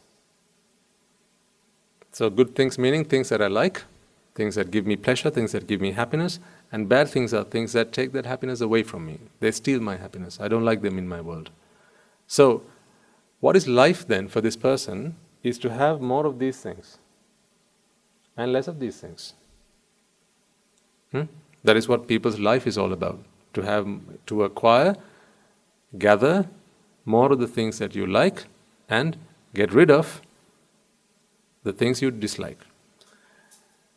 Then in the others worlds, now here also we further split, we further separate, because here you have all sorts of other pools. You can have family, you can have friends, there's extended families, colleagues, right? Then there are neighbors, there's fellow countrymen, right? And so on and so on. Right? These are all separations.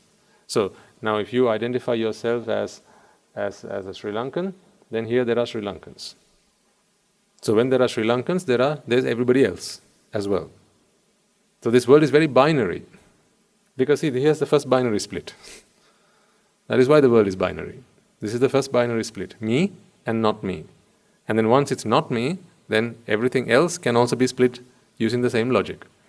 So these are Sri Lankans, these are perhaps Indians. Right? Or you can bundle all of them together, Asians. See, again, split. So Asians and non-Asians, Sri Lankans and non-Sri Lankans, you see. Now here, when you have others, there are others that you like and there are others that we don't like. Yeah? So when there are these others, so let's take family for instance. Family we like. Well, most of the time. Family we like. Let's say family we like. So we want more of this. Friends we like more of this. There are also enemies that we don't like. We want less of this. Okay? So life is all about how these things interact with me. The very fact that we have put them into boxes is evidence that we want to interact with them. That is why we put them into boxes. In fact, things you don't interact, you have no interest in them, therefore they are not even in boxes. What you don't know doesn't bother you, right? Aren't there things in this world that you don't know? Of course. So they are in this box called don't know things. But they're not even in a box. In fact, they're just out here. Because you have not yet been able to put them into a box and label them. All right? So there are ways in which we interact with them. Now there are the good things and there are the bad things. When there are things that you like, so these are the good things. Family, for instance, you want good stuff to happen to them. And if there are things that you don't like, such as the enemies, you don't want good stuff to happen to them. That's the way it is. You don't want good stuff to happen to them. Remember, a few weeks ago we were talking about the mother who was on her deathbed about to split her property among her children, right? And then Lokwaka came from Australia or Canada or wherever and said, why does she get more than me? Yeah? Because if you don't like someone, you don't like good things to happen to them. If you like someone, you like good things to happen to them and bad things not to happen to them.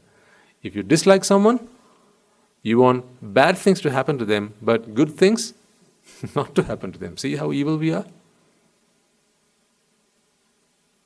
See, this is the dirty mind. It really is. Such a dirty mind, such a vile and vicious mind. Be mindful of this. This is what Raga, Desha and Moha does. Now, let's take the pair of the shoes, that example that we discussed earlier. So here we have family, and I have my wife here. So even here you have even smaller circles, right? Mother, father, brother, sister, wife, daughter, son. They're all in this pool. Now I want good things to happen to them because they're in this bigger pool called family. And in general, I want good things to happen to my family. Now here we have, in each of these, you further have the objects that belong to them. That is why you have your shoes, right, and my wife's shoes. They're all separate. Okay? So here, if you have your family and say this is your wife, if I were to enlarge this, here you have my wife's shoes, her drawer, her watch, her phone, her pair of keys, her glasses. Each of these things have a place here. They're all separate. So your wife's shoes is not the shoes of somebody else's next door wives. They're different. They're separate. All separate. Now when you go to the store, the shoe shop, these are others for the time being. This is the shoe shop. And there you have shoes. Each pair a separate shoe. See, oh how funny. Now when you have two pairs of a shoe, aren't they also separate? Let's say I get a shoe of the same size. Okay? So this is another pair. This is one pair, this is another pair, but they're the same size. And let's say when they come out of the box, they have a little string that tie them together. Okay? Now, you want to buy a pair, they're the same size. If I were to do that, don't you feel something's happened? All I did was take the left shoe from this pair and swap it with the left shoe from the other pair. Don't you feel that something's not right? That is because of your sense of belonging. You have that sense of ownership. You say, no, can I have that shoe, the original shoe? How do you know that they weren't swapped in the back of the shop? How do you know they weren't swapped? You don't know, because it's all perceived. What you don't know, you can't perceive. Simple as. So really, if someone wants to fool you, they can do really simple things to fool you and to trick you. They just have to make you feel, right, that this is the pear. And then you will want that. So now you have this pear, which is the pear in the shop. Your wife, we still haven't bought it, so it's still in the shop. And so as we discussed earlier, as you walk into the shop, right, there's a dog that's chewing on the shoe. So right now, whose shoes are these? They're in the not mine category. Not mine, not my wife's, not my friends, not my enemies, nobody's. It's just a pair of shoes in a shop. Okay? So when those shoes are concerned, you don't care so much. You don't care so much about, because you have very little interaction with them, except for the fact that they're not mine. I haven't paid for them. It's all right. It's not mine. Now, of course, you might, if you see a dog chewing on a pear, you might say, Mister, I think there's a dog that's, eating that shoe. You better go and save that.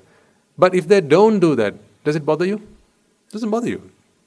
Because your interaction with them is so little.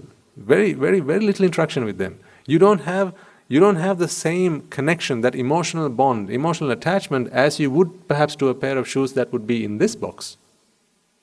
Or maybe to a pair of shoes in this box. See, when we separate things, we give each of those separations a value. And then once you've given that value, things that belong to that separation also inherit that value. That's the way it works.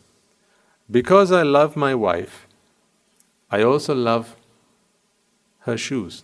I also love her, whatever she has, her car. Because I love my children, right? You can make better sense of that. Because I love my children, I love to see them perform well. I love their little dresses. I love their toys. Because I love my children.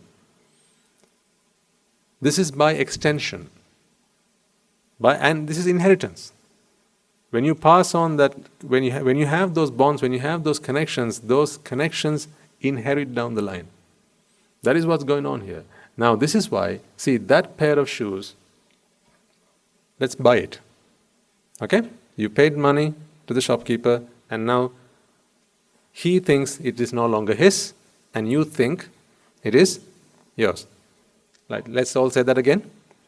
He thinks that is no longer his, and you think it is yours. Is there anything else other than that?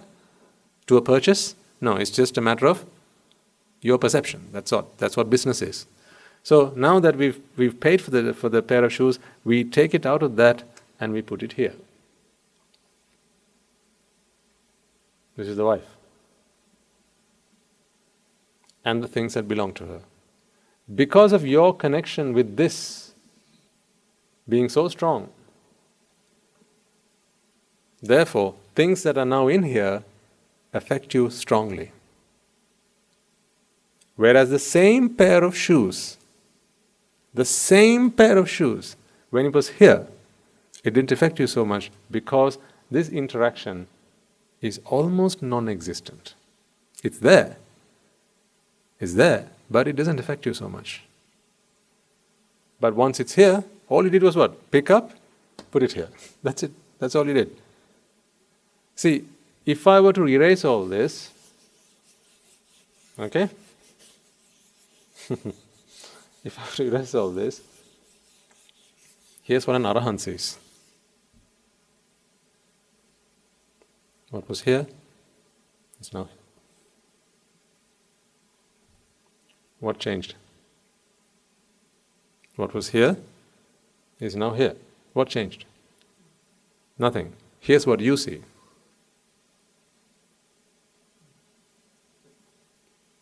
Separation. This is what, on one of these talks we were talking about when I did this talk to the Swaminathan, this is called the lattice mentality. Why lattice? Because here's what really happens. None of this is there. A lattice is a structure that you overlay on top of what really exists. That is what a lattice is. So when you put down this lattice,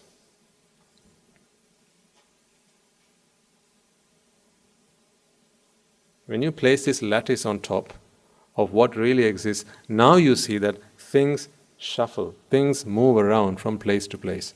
First it was my neighbor's, then I bought it. Then I sold it to my colleague, right? And then his child inherited it, and then he gave it to me as a gift. See, this movement, actually it just moves in the same place. Yeah, it just moves in the same place. But once you place this lattice on top of it, now it moves from one thing to another thing. That's what happens. Another good example of this is, in school, right, remember, as we progress from class to class, we moved from grade to grade, didn't we? So, we moved from grade 1 to grade 2. Perhaps grade 2 was on the other side of the building, our grade 2 class. Maybe grade 3 class was on the other side, maybe the south side of the building, and maybe grade 4 was on the top floor. So, what did we do over the years? We just moved from one classroom in the same building to another classroom. But because we gave them labels, we said this is class 1, this is class 2, class 3, or grade 1, grade 2, grade 3, grade 4, grade 5.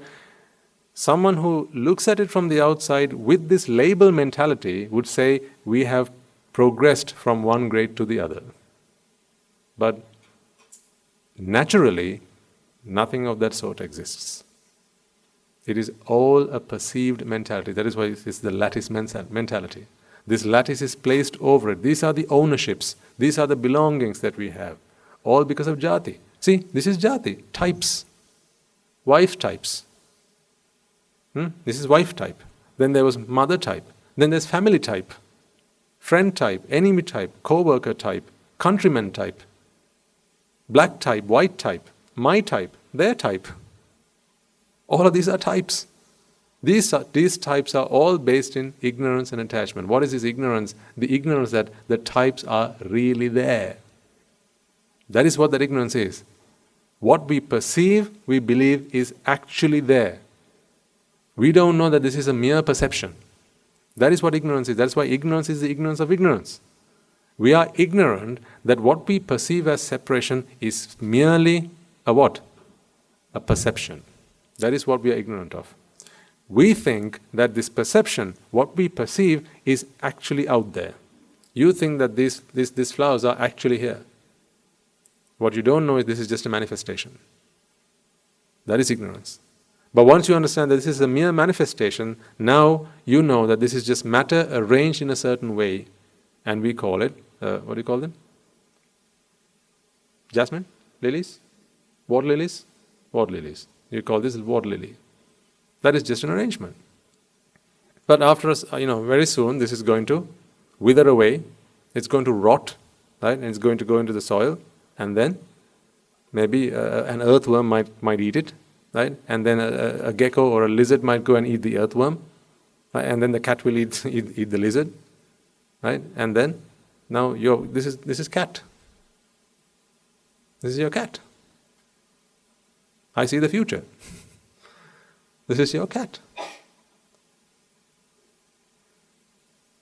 That's why all labels that we give are only very temporary.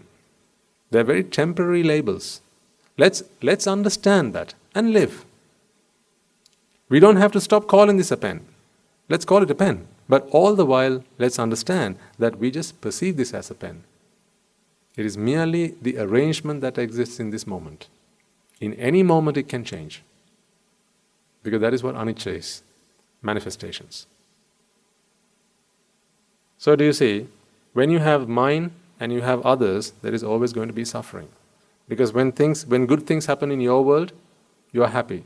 When bad things happen in your world, you are unhappy. Just imagine if something happened over here. Now this is your world. Okay? This is others' world. What if something happened over here? Now what happens?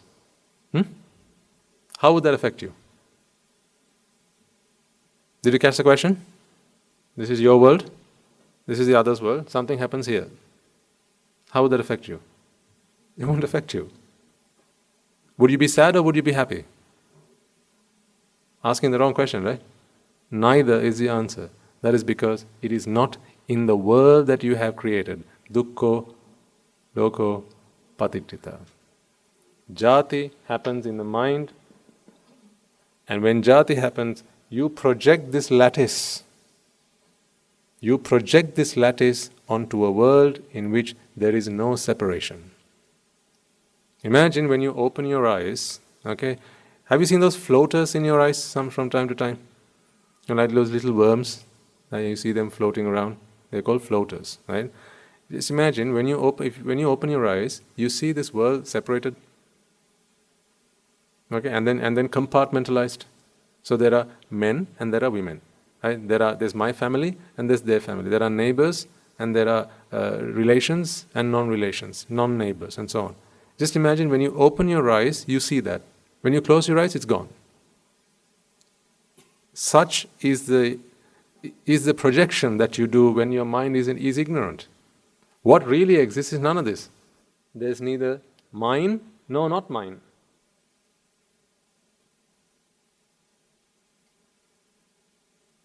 Pen. Whose pen is this? Whose pen is this? Wrong question. Let's ask him to open his eyes. Right now he's closed eyes. What do I mean by eyes? Ignorant projections. Okay? Let's get him to open his eyes. Now whose pen is it? The others. Let's take this and put it here. So I paid money for it. This was previously here, now it's here. Okay? What really happened? Nothing happened. Why don't I stop drawing so I can do it with my pen? So this pen was initially here. I picked it up and put it here. He's got his eyes closed. Okay? Who does it belong to now? Wrong question. Let's ask him to open his eyes. Mine. See what a silly world we live in? How much silliness, and because of it the suffering that comes. See, the moment this is over here, folks, now you have to protect it, don't you? Who becomes the guardian now? You become the guardian. Now if someone tries to snatch it, you have to take it from them. You have to go to court, you have to sue them. And you have to fight for it now, because this is yours. If someone tries to steal it, you have to fight for it. You have to lie for it. You might have to break some bones. And in the meantime, as you do that, you acquire demerit. This is the thing, right? This is why it's so terrible, and why we must be so grateful to the Buddha for this teaching. Although ownership is only imaginary, the karma that we do for the sake of ownership is all real. What a foul deal. What a foul deal. It's like you think you're buying a car, but you're not really, but you're paying real money for it. And to earn real money, you're doing a real job, but you're actually not buying a real car. It's like a dream. In the dreams, although what happens is not real, isn't your suffering real? When you see a nightmare, you start sweating and your heart starts beating faster, and you start screaming in your dreams, "Help, help, save me, save me." You start screaming at the top of your voice. All of that is real, right? That's why someone comes and wakes you up, because in the real world it's also happening. Someone comes and shakes you. Come on, wake up. What's going on? Are you having nightmares? And then you open your eyes and you realize, all of that was just a nightmare. That was just a dream. See, although the things that happened in your dream were unreal, the suffering that came with that was real. It's the same thing here. Although you think that this is your pen, or somebody else's pen, that is all fake. It's only a projection of your mind. But the suffering that comes with that, the 11 great fires, are all very real. Now how grateful are you to the Buddha?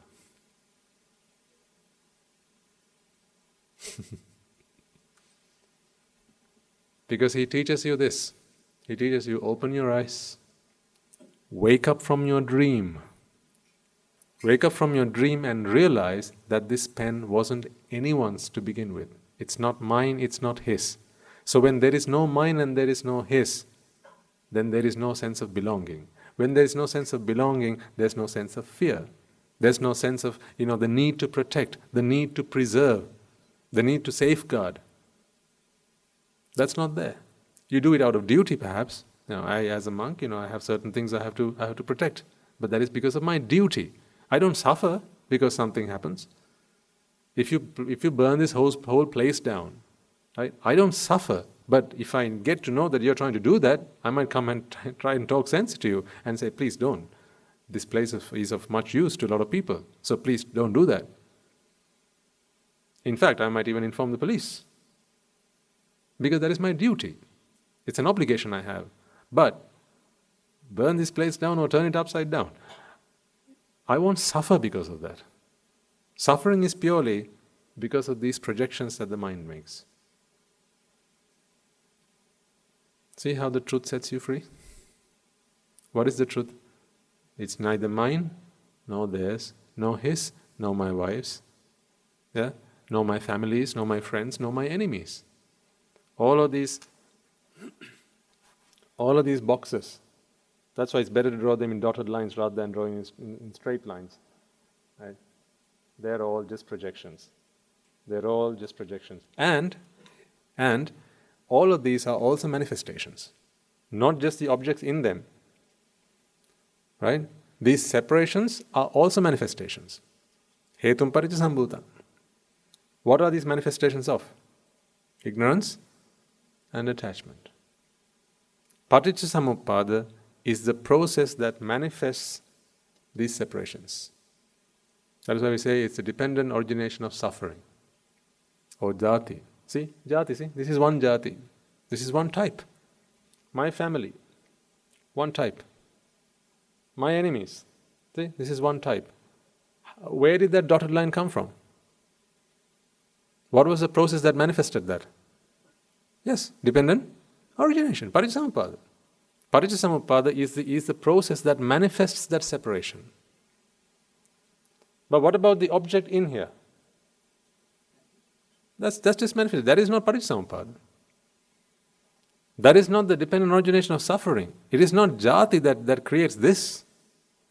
Yeah, there is vipaka and all that, which is all comes later. Because of karma there is vipaka, and because of vipaka you get the rupa. I'm not talking about that. In immediate terms, right, the pen is just there. The pen is a pen. That's it. It's just a configuration. It's just configuration of matter. But the fact that you sense that this is my pen, or the fact that you sense that this is a pen that is void of the causes, a pen that is free of the causes that create this, a pen that is not manifested but a pen that exists, all of that are projections of the mind, and the process that initiates that and the process that delivers that is the dependent origination process. That's why I say it is not the dependent origination of rebirth or the dependent origination of birth per se. It is the dependent origination of dukkha, jati, typing. This is what creates all these types in your mind. That is why you can be free when you understand this. That's why ownership is merely a perception. So when you sense that something belongs to you, take a moment and contemplate, is that really mine? Or do I just perceive it as mine? That's where you begin. Don't expect that at the end of this sermon you're not going to feel anything, you're not going to feel a sense of ownership or belonging. It's not just going to happen magically. Right? It will take time. But you have to meditate. How do you meditate now? Like this? Breathe in, breathe out? No. Meditate is a meditation on whatever comes into your eye. It's a meditation, it's a reflection, it's a contemplation. That is what meditation is. A reflection, a contemplation, seeing the truth, applying the truth. bhavita bahulikata, abhiññāya sambodhāya, nibbānāya samvattati. This is what meditation is. Reflection, contemplation, application. Application is meditation. Application of what? Knowledge, the truth.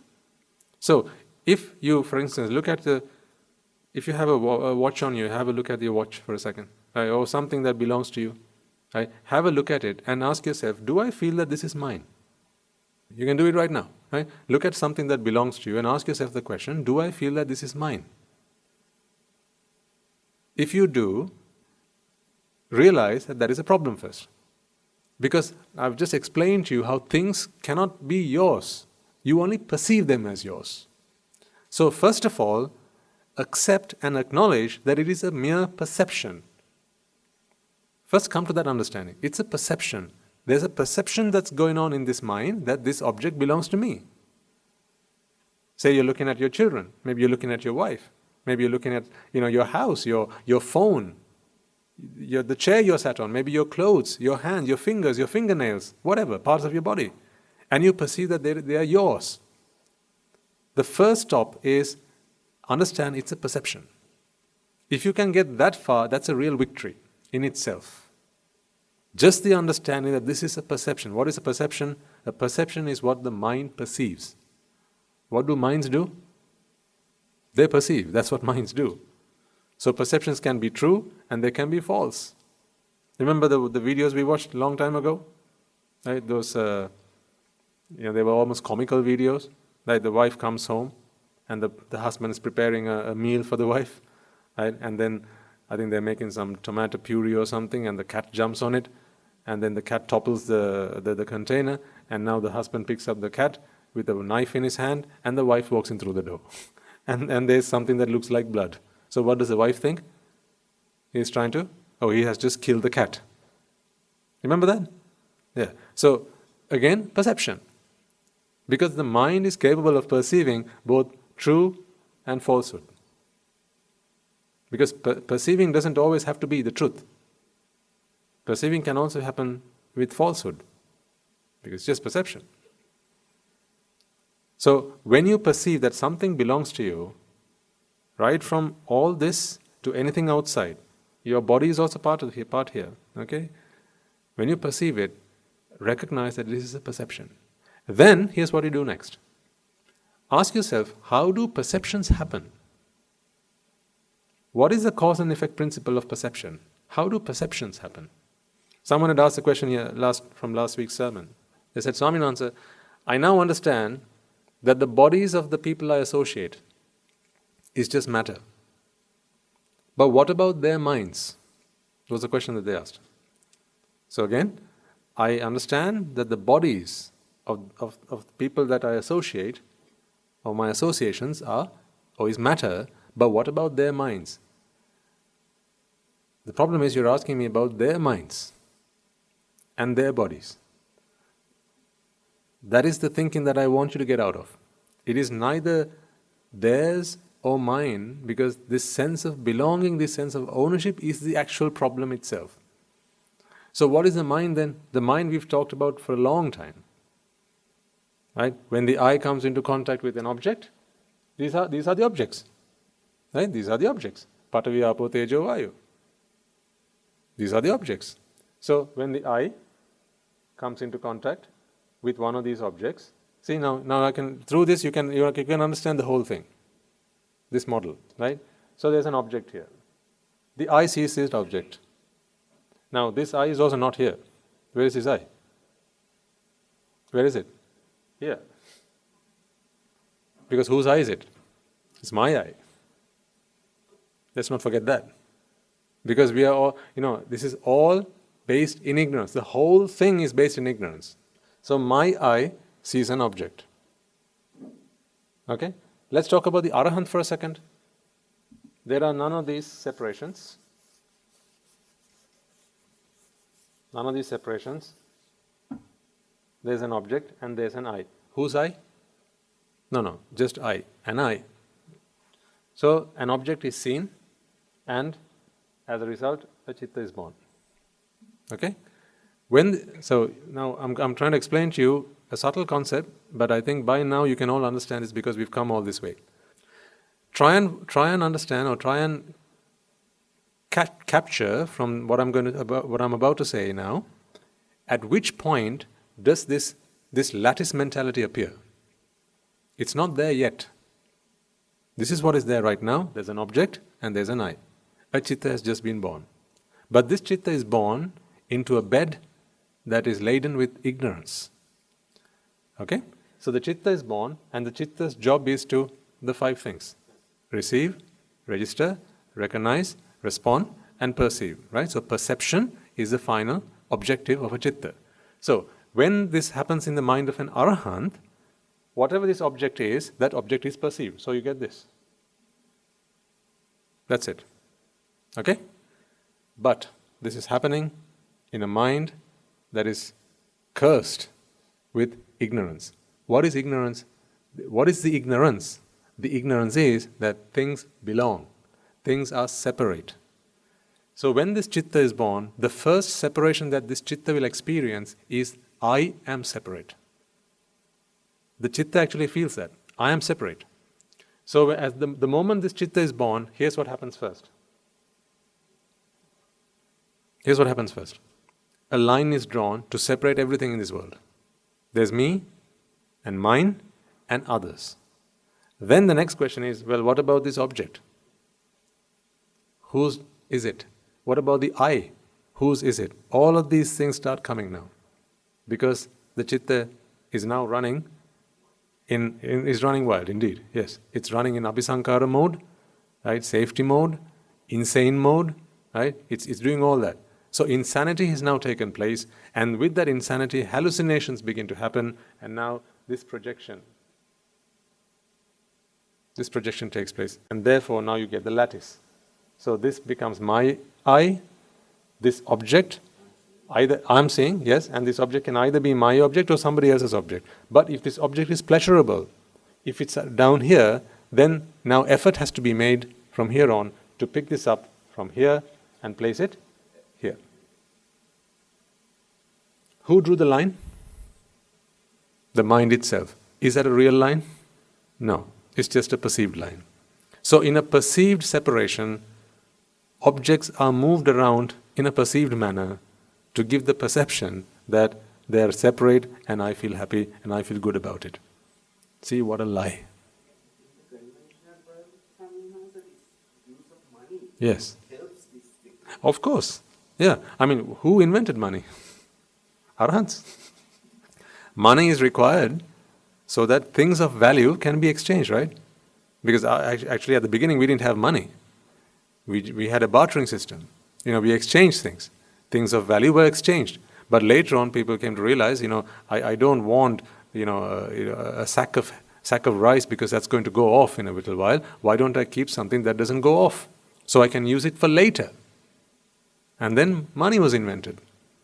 Coins and notes and currency was invented. So now they can put it in a bank. They don't even have to have the real stuff. It's just a digital number, right? that doesn't live anywhere. Again, it's a perceived value, right? On a computer somewhere, it's just a bunch of zeros and ones, and people get this feeling that I have a lot of money. That's why what you need, folks, is not strawberry. You just need the flavor of strawberry. They make you happy just the same. That's why you don't ask for strawberry ice cream. You ask for strawberry flavored ice cream. It's just the same. You can eat your strawberry flavored ice cream all the while thinking that you're eating strawberry ice cream. That is what a fool the mind can be. You don't need the real thing. You just need to perceive that you have it. Sometimes you say, do you love me? You ask somebody, yes, I do love you. Oh, then it's okay. How do you know they're not lying to your face?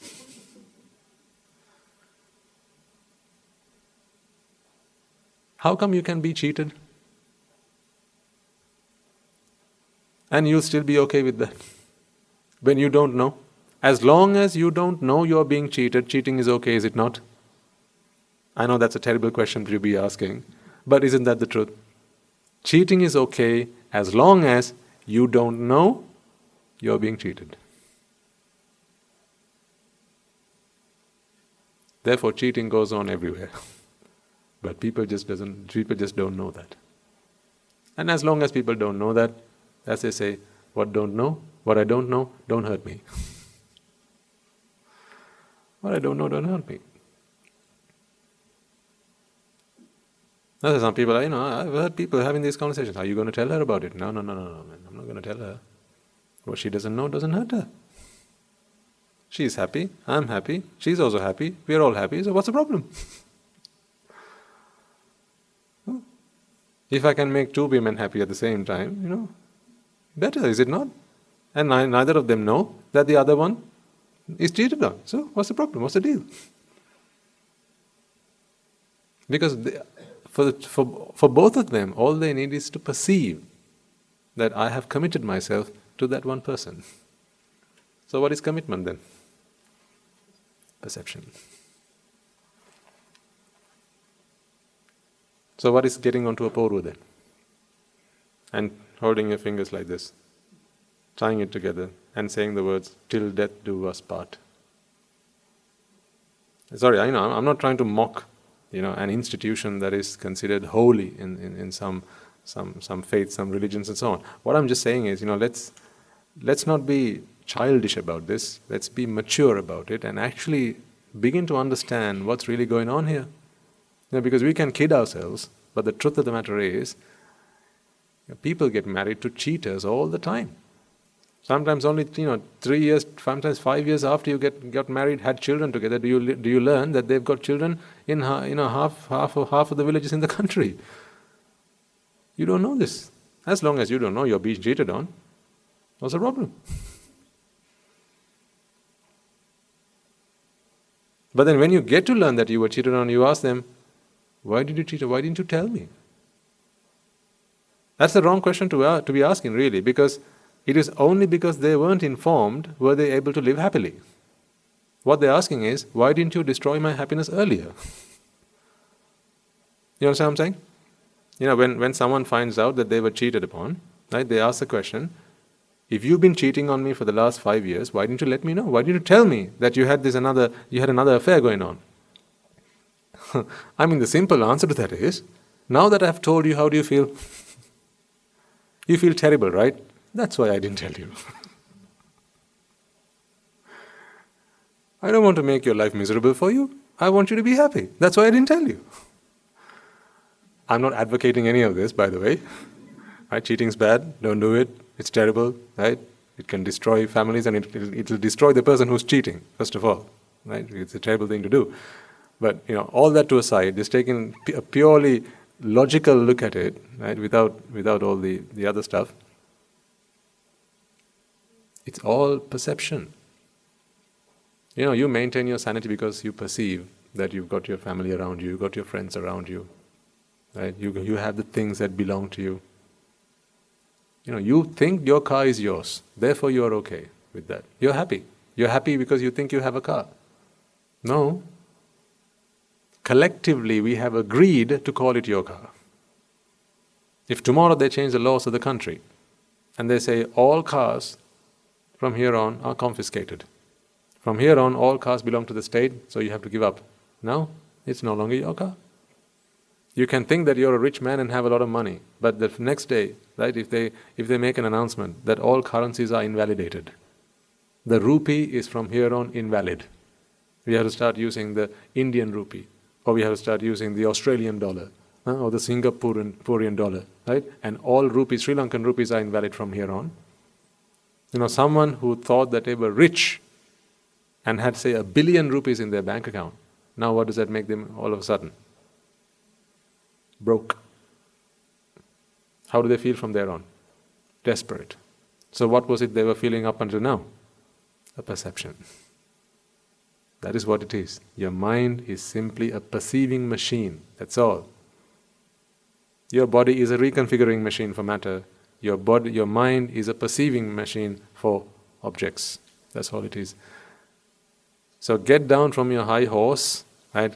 Come down to reality, right? Face the truth, right? And become humble. This is where these are the origins of humbleness. When we begin to realize that we are not who we thought we were. We used to think that the world revolves around us. We are the center of the universe. But now we begin to understand that we are nobodies. There is nothing to let go because nothing was ours to begin with. If nothing was yours to begin with, your life wasn't yours to begin with, your body is not yours to begin with, your mind even is not yours. So what is yours then? So who are you then?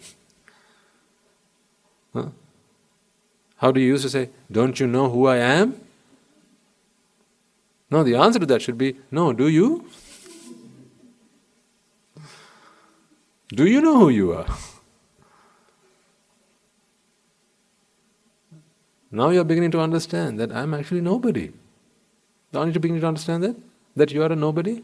Why doesn't an Arahant fear death? Why doesn't an Arahant fear death?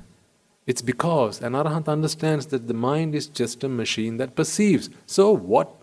So what if it stops working? If this body is purely a machine that reconfigures, rearranges, so what if it stops working? Who cares? And if the mind is simply a machine that perceives and it stops working, so what? Here's where the problem is. When you perceive, when the mind perceives that it is I who perceive, now there's a problem. Because now I am threatened. My life is threatened. That is where the problem is. See? How you can be fearless in the face of death. Because there is no such thing as death. All there is this perceiving machine no longer happens in this body. That's all. And Paranibbana is what? The perceiving instrument stops. That's it. No longer perceived. So what? So what happens? No longer perceived. So what? What next? What's the deal? What next? Nothing happens. That's it. We seem to think and convince ourselves that if it wasn't for us, the whole world will fall apart. My family, they would go to despair, and they'd have no place to live. They'd have no father. They'd have no mother. My children will starve to death. Oh, I have to be around to look after them. My workplace, the whole place will go bankrupt, and I have to be there to look after it. My students who learn from me, if I don't teach them, if I'm not here to look after them, they won't be able to pass their exams, and they'll all fail, and they'll go to despair. Oh, I have to be here to look after them. My wife, if I don't look after her, what's going to happen? Don't worry, somebody else will. Nothing's going to happen because it was not you who did any of those things anyway. There was no doer, it was just the done. I always tell this to you. There is no doer, just the done. There is the done. This is done. See, this sermon is done. As in not past tense. It's just being done, that's all. It's not I doing the sermon. The sermon is being done. This listening that is happening, it's being done. You are not listening. I know that you are not listening. If you were, you wouldn't be where you are right now. I know you're not listening. But my point is, it is not you who's doing the listening to not do the listening, right? Listening is being done or it is not being done. That's it. It is not you who's seeing. Seeing is being done. It's a process. When there's a process, there's no doer. It's just the done. Who reigns? Who reigns? No, reign is done. It's a passive process. So much for everything. Everything is a passive process. There is no active process here. There are no active processes. What about jati then? Is that an active process?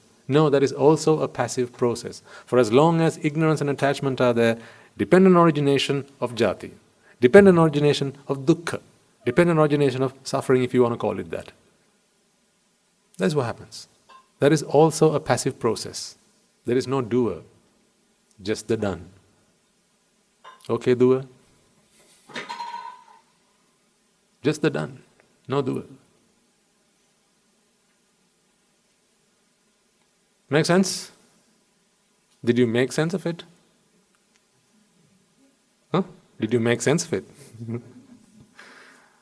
Or was it just done? Yes, it was made sense of. You didn't make sense of it. If you made sense of it, I wouldn't have to struggle so hard.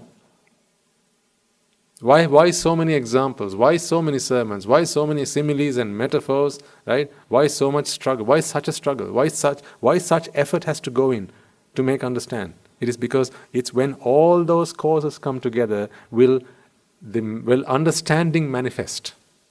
It's a manifestation.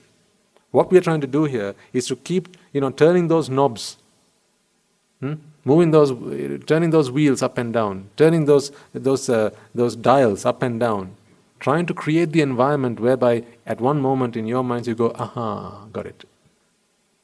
That is a manifestation of causes. It is not you who understands. What you understand is that. It is not I who understands. That is why the other day I asked you, the Buddha, when he became the Buddha, what did he realize? He was always a Buddha. He realized he was always a Buddha. Over and above the Buddha Chitta, there ran defilements that made that Chitta think that I am a human being, I am a man, I am Siddhartha. But underneath, it was just a pure Chitta, an Arhat Chitta. Okay, time's up for today. So please contemplate on these truths. That is why we make such an effort here. Vipaka is perceived, yeah. And Vipaka is a manifestation. Everything is a manifestation. So what does the mind do? It perceives Vipaka. Rupa is a perception. Vedana is a perception. Sanya, Sankara, Vijnana, perception. The next day we'll talk about this in more detail. What is Rupa actually? We say Rupa, Shabda Rupa, Gandha Rupa, Rasa Rupa. What are they? They are merely perceptions. I think I talked about this once, because one day a Swaminatha who had a knee ache, he came and asked me, "Sir, I have this knee problem. It's hurting me a lot. How do I practice the path?" So I'll answer very briefly as you asked, sir. And the answer to that question was, what you are perceiving is not the pain on the knee, because what you are perceiving is a perception. What you feel as pain is not in the knee, so don't worry. Like when you exercise, let's say you're doing push-ups, right? And you've given yourself a count to do for the day. Say you've given yourself 100 push-ups, right? By the time you've done maybe the first 10, you're going, I can't do this anymore. It's too tiring. And you feel the aches start in your body. Those aches are not really there. It doesn't hurt your body so much. This is just how you perceive it. Once you understand that, then you realize it's just a mental barrier. Your body can keep going on. How do you know the body can't?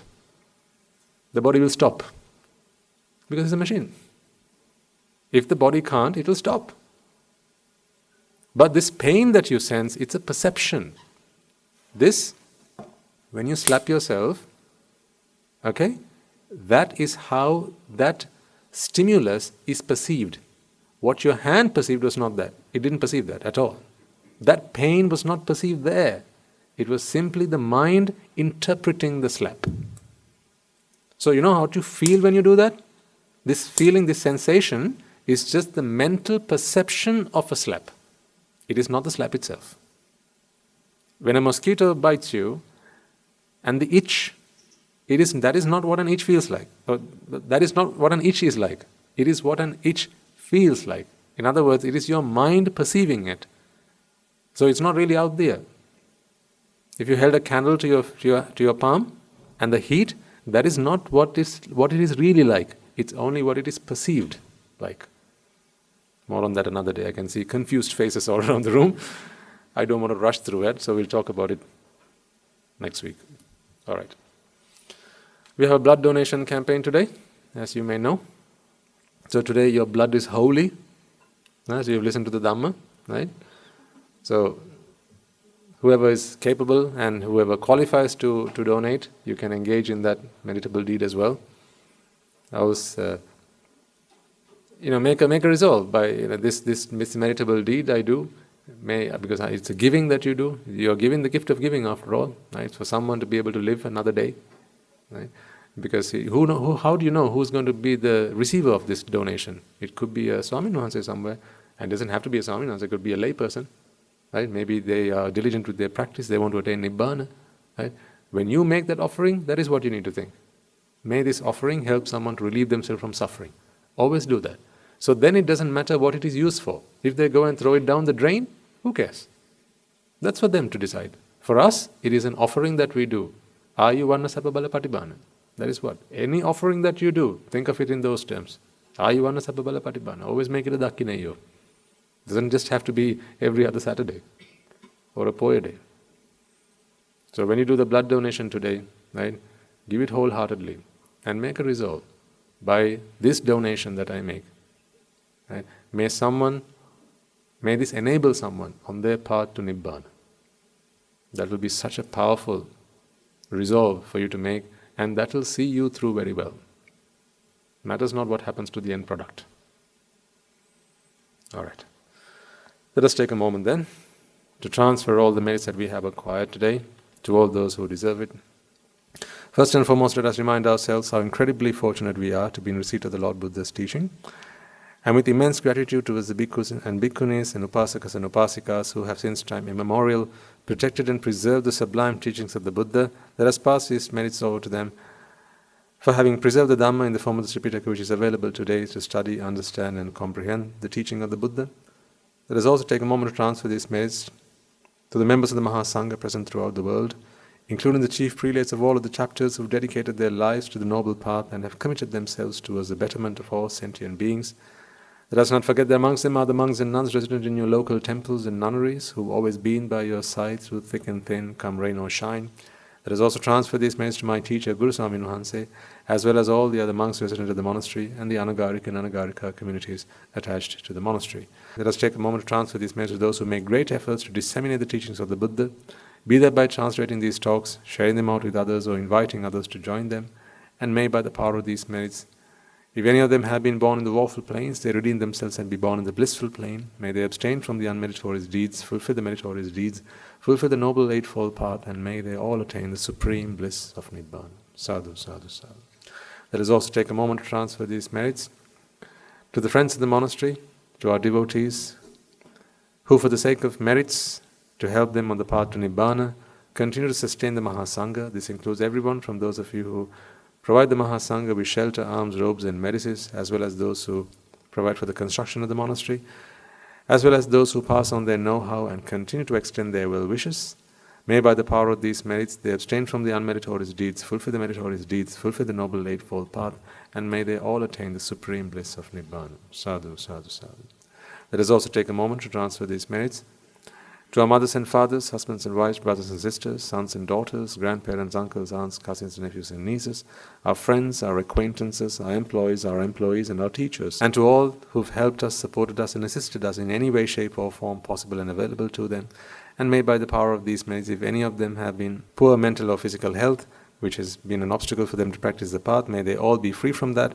May they abstain from the unmeritorious deeds, fulfill the meritorious deeds, fulfill the noble eightfold path, and may they all attain the supreme bliss of Nibbana. Sadhu, sadhu, sadhu. Let us also take a moment to transfer these merits to the Devas and Brahmas, spirits and demons, primarily the Sakadeva, as well as all the numerous gods and deities who commit themselves towards to fulfill the Sambuddhasasana and its preservation, as well as our guardian deities who keep a watchful eye over us and keep us out of harm's way. And may by the power of these merits they prosper in divine power and wisdom. May they abstain from the unmeritorious deeds, fulfill the meritorious deeds, fulfill the noble eightfold path, and may they all attain the supreme bliss of Nibbana. Sadhu, sadhu, sadhu. Let us also take a moment to transfer these merits to those who passed away in our name, our loved ones, our ancestors and those who have predeceased us.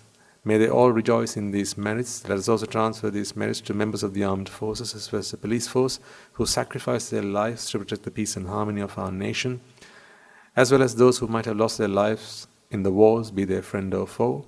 Let us also transfer these merits to those who might have lost their lives in natural calamities, natural disasters such as the tsunamis and earthquakes and landslides, fires, pandemics and so on, reminding ourselves that they will all have been family and friends to us in this infinitely long journey of samsara. Let us take the moment to transfer these merits to them. May by the power of these merits, if any of them have been born in the woeful planes, they redeem themselves to be born in the blissful plane.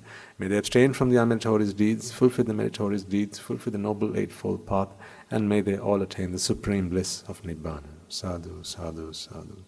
And finally, let us all resolve that may by the power and blessings of all the merits we have acquired throughout the day, we be able to witness the advent of many hundreds of thousands of Arahants on this blessed land. And may you and I, and everyone who has helped make this program a success, by thought or by deed, become one of those Arahatun Mahanses, or an Arahat Teranin Mahanse, in this very life itself, and in the era of the Gautama Supreme Buddha itself. Sadhu, sadhu, sadhu. May the blessings of the Noble Triple Gem be with you all. Members of the Mahasangha will now transfer their blessings to you. Raga ginnen midetva Desha ginnen midetva Moha ginnen midetva Nibbana parama sukhayen Sukhita taravetva Nibbana parama sukhayen Sukhita taravetva Nibbana parama sukhayen Sukhita taravetva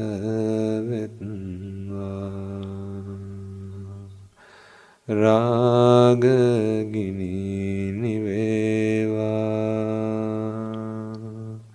Dvesha gini niveva Moha gini niveva Nivan sapalabeva Nivan sapalabeva Nivan sapalabeva Tunurvange suvisi ananta mahaguna belen Silu loka silu satyoma Nibbana paramasukhen sukhditaravetva Sadhu, sadhu, sadhu.